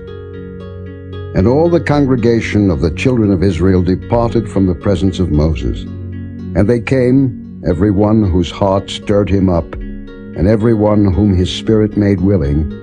And they brought the Lord's offering to the work of the tabernacle of the congregation, and for all his service, and for the holy garments. And they came, both men and women, as many as were willing-hearted, and brought bracelets and earrings and rings and tablets, all jewels of gold.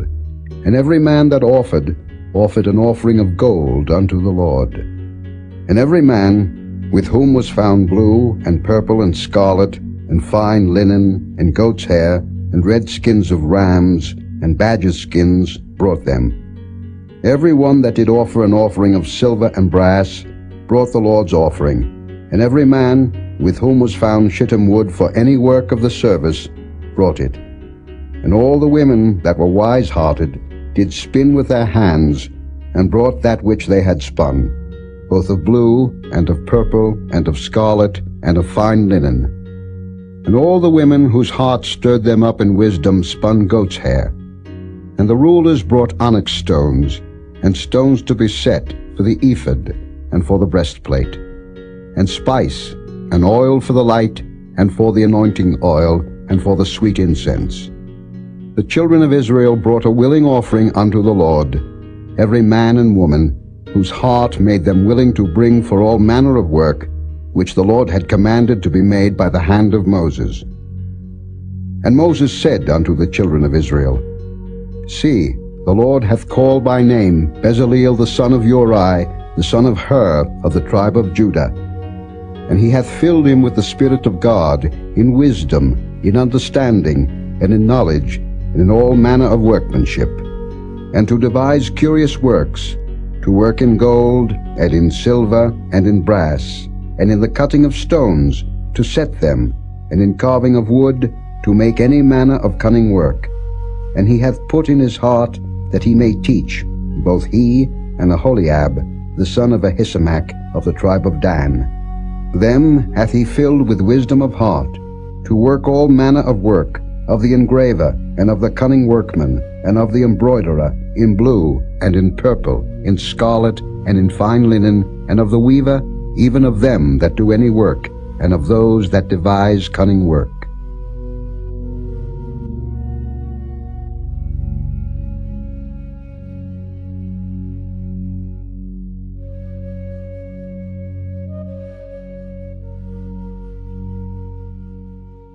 Chapter 36. Then wrought Bezaleel and Aholiab, and every wise-hearted man, in whom the Lord put wisdom and understanding, to know how to work all manner of work for the service of the sanctuary, according to all that the Lord had commanded.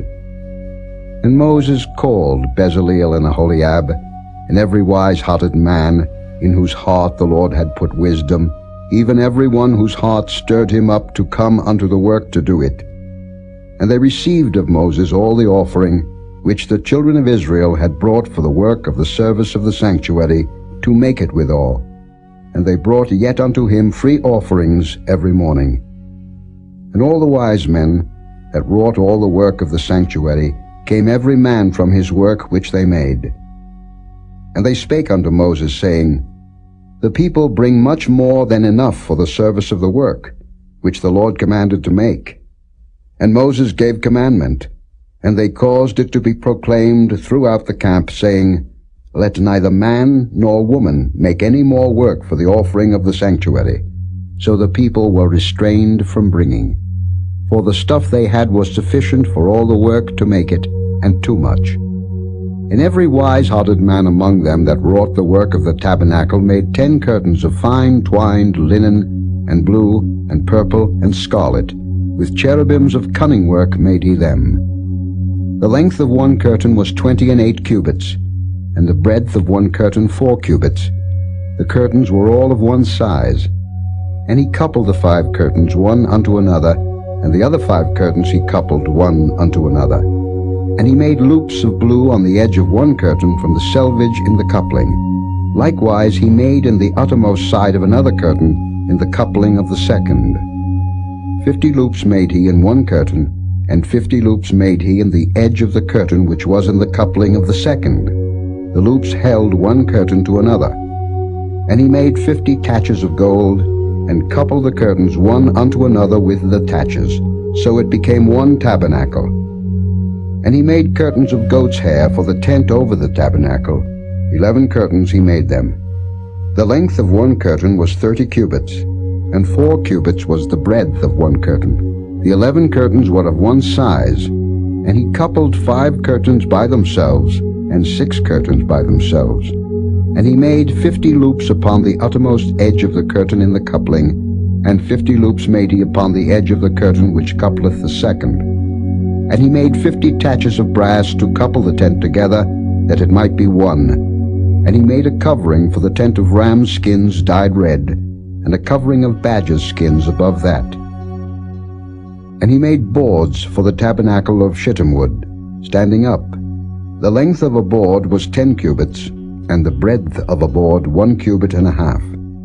One board had 2 tenons, equally distant one from another. Thus did he make for all the boards of the tabernacle. And he made boards for the tabernacle, 20 boards for the south side southward. And 40 sockets of silver he made under the 20 boards, 2 sockets under one board for his 2 tenons, and 2 sockets under another board for his 2 tenons. And for the other side of the tabernacle, which is toward the north corner, he made 20 boards.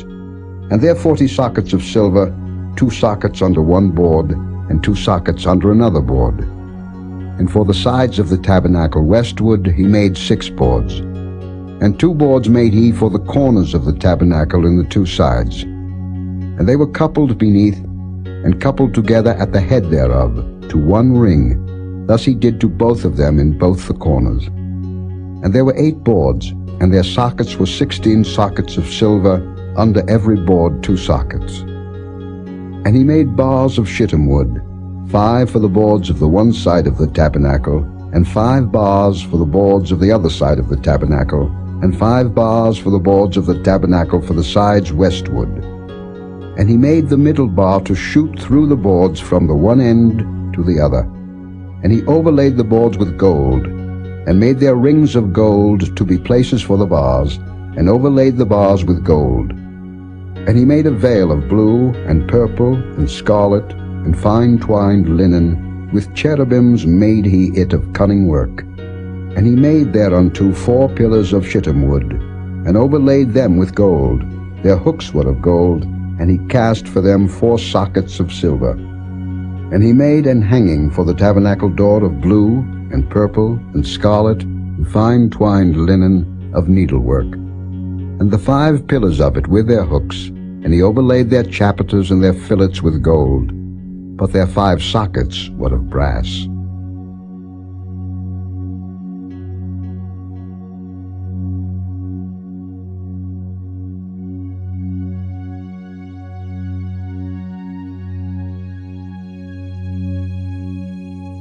Chapter 37. And Bezaleel made the ark of shittim wood. 2 cubits and a half was the length of it, and a cubit and a half the breadth of it, and a cubit and a half the height of it. And he overlaid it with pure gold within and without, and made a crown of gold to it round about. And he cast for it 4 rings of gold, to be set by the 4 corners of it, even 2 rings upon the one side of it, and 2 rings upon the other side of it. And he made staves of shittim wood, and overlaid them with gold. And he put the staves into the rings by the sides of the ark, to bear the ark. And he made the mercy seat of pure gold. 2 cubits and a half was the length thereof, and 1 cubit and a half the breadth thereof. And he made 2 cherubims of gold. Beaten out of 1 piece made he them, on the 2 ends of the mercy seat. 1 cherub on the end on this side, and another cherub on the other end on that side. Out of the mercy seat made he the cherubims on the 2 ends thereof. And the cherubims spread out their wings on high, and covered with their wings over the mercy seat, with their faces one to another, even to the mercy seatward were the faces of the cherubims. And he made the table of shittim wood. 2 cubits was the length thereof, and a cubit the breadth thereof, and a cubit and a half the height thereof. And he overlaid it with pure gold, and made thereunto a crown of gold round about.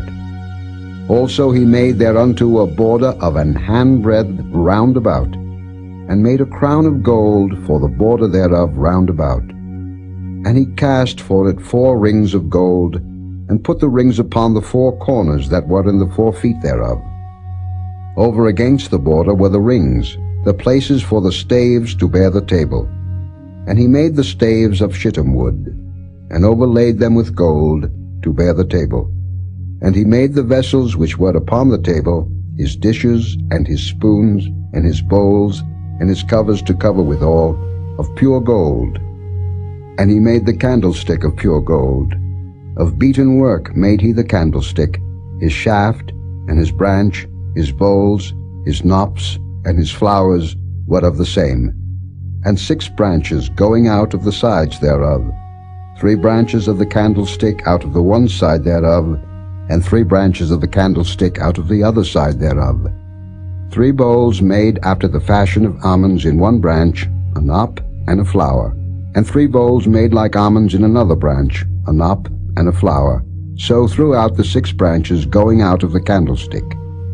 And in the candlestick were 4 bowls made like almonds, his knops and his flowers, and a knop under 2 branches of the same, and a knop under 2 branches of the same, and a knop unto 2 branches of the same, according to the 6 branches going out of it. Their knops and their branches were of the same. All of it was one beaten work of pure gold. And he made his 7 lamps, and his snuffers, and his snuff dishes of pure gold. Of a talent of pure gold made he it, and all the vessels thereof. And he made the incense altar of shittim wood. The length of it was a cubit, and the breadth of it a cubit. It was 4 square, and 2 cubits was the height of it. The horns thereof were of the same.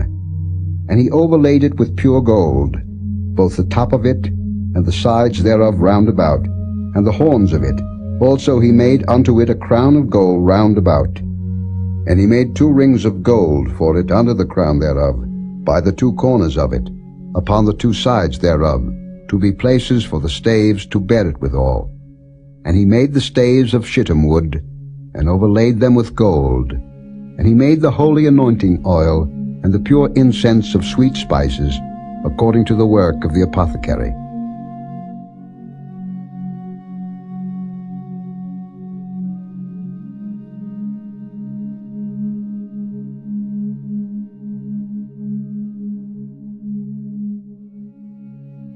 Chapter 38. And he made the altar of burnt offering of shittim wood. 5 cubits was the length thereof, and 5 cubits the breadth thereof. It was 4 square, and 3 cubits the height thereof. And he made the horns thereof on the 4 corners of it. The horns thereof were of the same, and he overlaid it with brass. And he made all the vessels of the altar, the pots and the shovels and the basins, and the flesh hooks and the fire pans. All the vessels thereof made he of brass. And he made for the altar a brazen grate of network under the compass thereof beneath unto the midst of it. And he cast 4 rings for the 4 ends of the grate of brass, to be places for the staves. And he made the staves of shittim wood, and overlaid them with brass. And he put the staves into the rings on the sides of the altar, to bear it withal. He made the altar hollow with boards.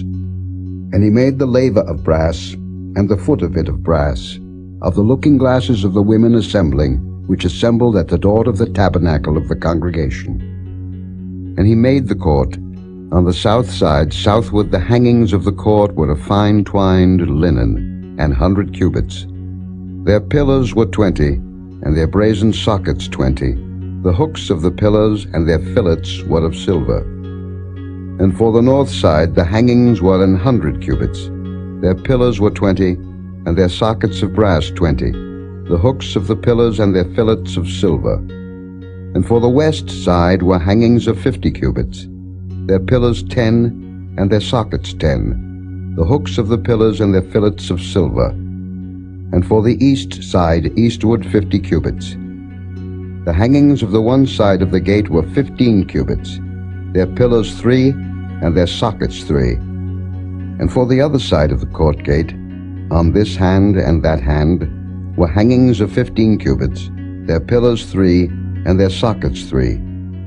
All the hangings of the court round about were of fine twined linen, and the sockets for the pillars were of brass.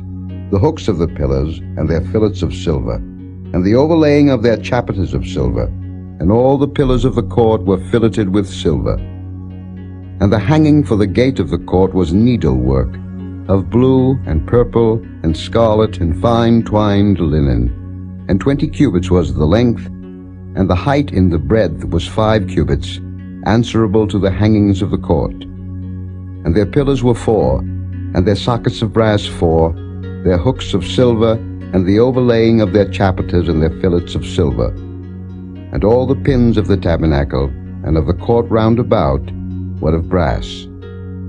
This is the sum of the tabernacle, even of the tabernacle of testimony, as it was counted, according to the commandment of Moses, for the service of the Levites, by the hand of Ithamar, son to Aaron the priest. And Bezaleel the son of Uri, the son of Hur, of the tribe of Judah, made all that the Lord commanded Moses. And with him was Aholiab, son of Ahisamach, of the tribe of Dan, an engraver, and a cunning workman, and an embroiderer in blue, and in purple, and in scarlet, and fine linen. All the gold that was occupied for the work and all the work of the holy place, even the gold of the offering, was 29 talents, and 730 shekels, after the shekel of the sanctuary. And the silver of them that were numbered of the congregation was 100 talents, and 1,760 shekels, after the shekel of the sanctuary. A bekah for every man, that is, half a shekel, after the shekel of the sanctuary, for every one that went to be numbered, from 20 years old and upward, for 600,000 and 3,550 men. And of the 100 talents of silver were cast the sockets of the sanctuary, and the sockets of the veil, and 100 sockets of the 100 talents, a talent for a socket. And of the 1,770 and 5 shekels, he made hooks for the pillars, and overlaid their chapiters, and filleted them. And the brass of the offering was 70 talents, and 2,400 shekels. And therewith he made the sockets to the door of the tabernacle of the congregation, and the brazen altar, and the brazen grate for it, and all the vessels of the altar, and the sockets of the court round about, and the sockets of the court gate, and all the pins of the tabernacle, and all the pins of the court round about.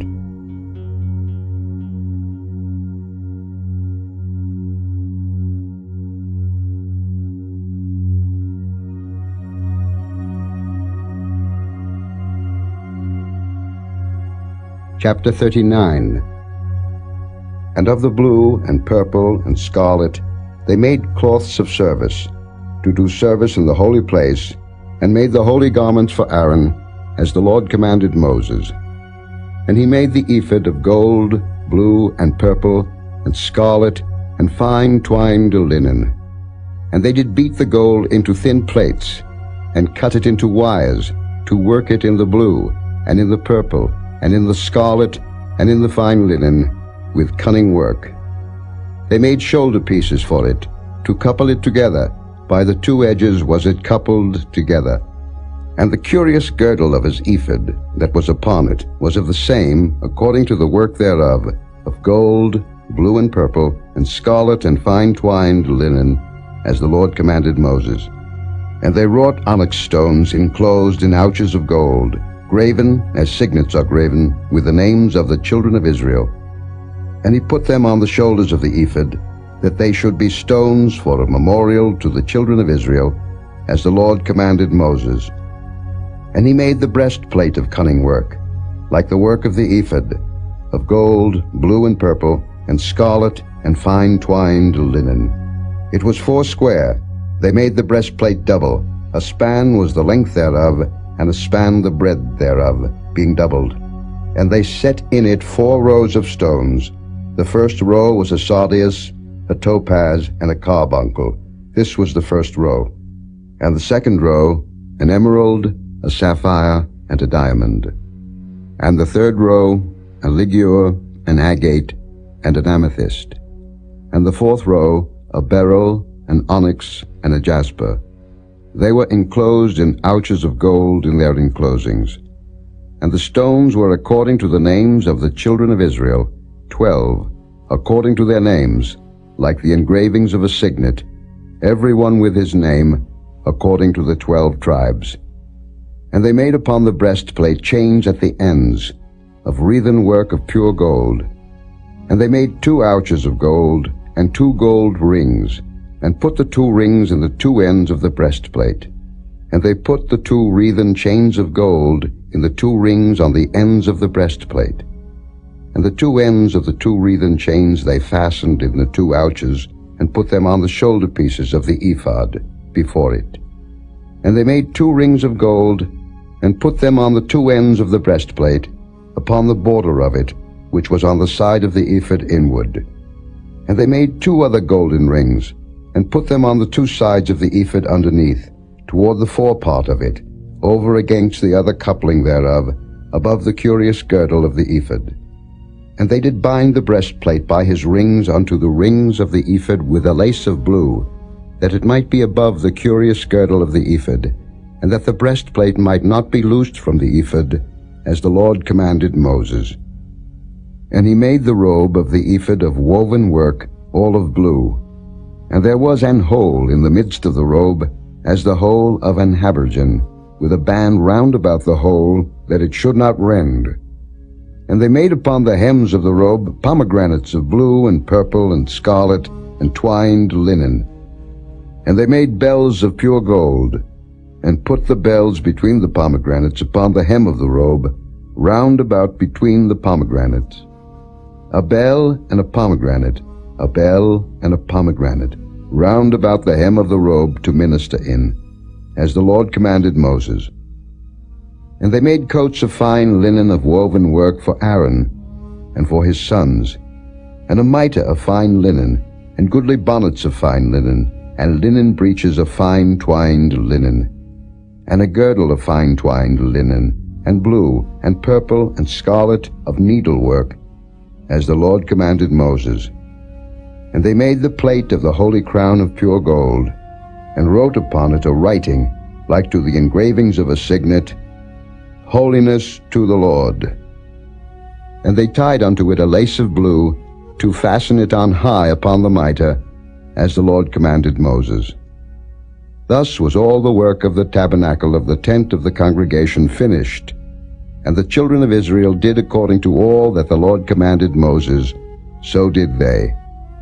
And they brought the tabernacle unto Moses, the tent, and all his furniture, his taches, his boards, his bars, and his pillars, and his sockets. And the covering of ram skins dyed red, and the covering of badger skins, and the veil of the covering, the ark of the testimony, and the staves thereof, and the mercy seat, the table, and all the vessels thereof, and the showbread, the pure candlestick, with the lamps thereof, even with the lamps to be set in order, and all the vessels thereof, and the oil for light, and the golden altar, and the anointing oil, and the sweet incense, and the hanging for the tabernacle door, the brazen altar, and his grate of brass, his staves, and all his vessels, the laver and his foot, the hangings of the court, his pillars and his sockets, and the hanging for the court gate, his cords and his pins, and all the vessels of the service of the tabernacle for the tent of the congregation, the cloths of service to do service in the holy place, and the holy garments for Aaron the priest, and his sons' garments to minister in the priest's office, according to all that the Lord commanded Moses.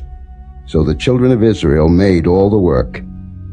And Moses did look upon all the work, and behold, they had done it as the Lord had commanded, even so had they done it, and Moses blessed them.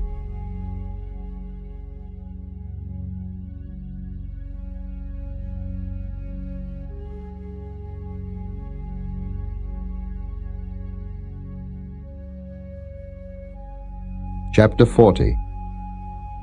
And the Lord spake unto Moses, saying, On the first day of the first month shalt thou set up the tabernacle of the tent of the congregation. And thou shalt put therein the ark of the testimony, and cover the ark with the veil. And thou shalt bring in the table, and set in order the things that ought to be set in order upon it.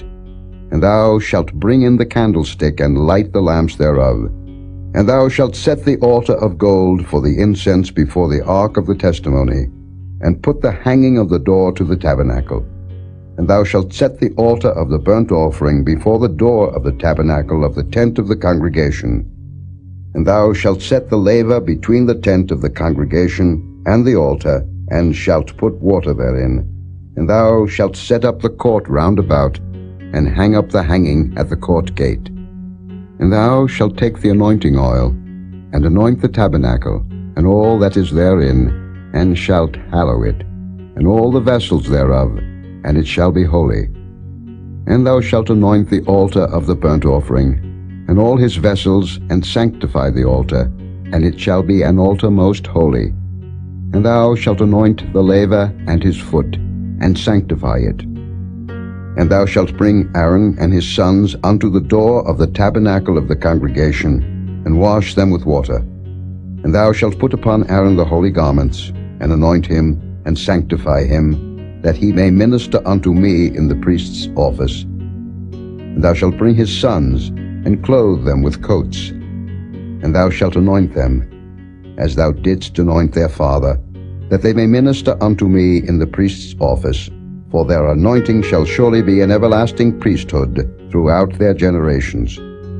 Thus did Moses, according to all that the Lord commanded him, so did he. And it came to pass in the 1st month in the 2nd year, on the 1st day of the month, that the tabernacle was reared up. And Moses reared up the tabernacle, and fastened his sockets, and set up the boards thereof, and put in the bars thereof, and reared up his pillars. And he spread abroad the tent over the tabernacle, and put the covering of the tent above it, as the Lord commanded Moses. And he took and put the testimony into the ark, and set the staves on the ark, and put the mercy seat above upon the ark. And he brought the ark into the tabernacle, and set up the veil of the covering, and covered the ark of the testimony, as the Lord commanded Moses. And he put the table in the tent of the congregation upon the side of the tabernacle northward, without the veil.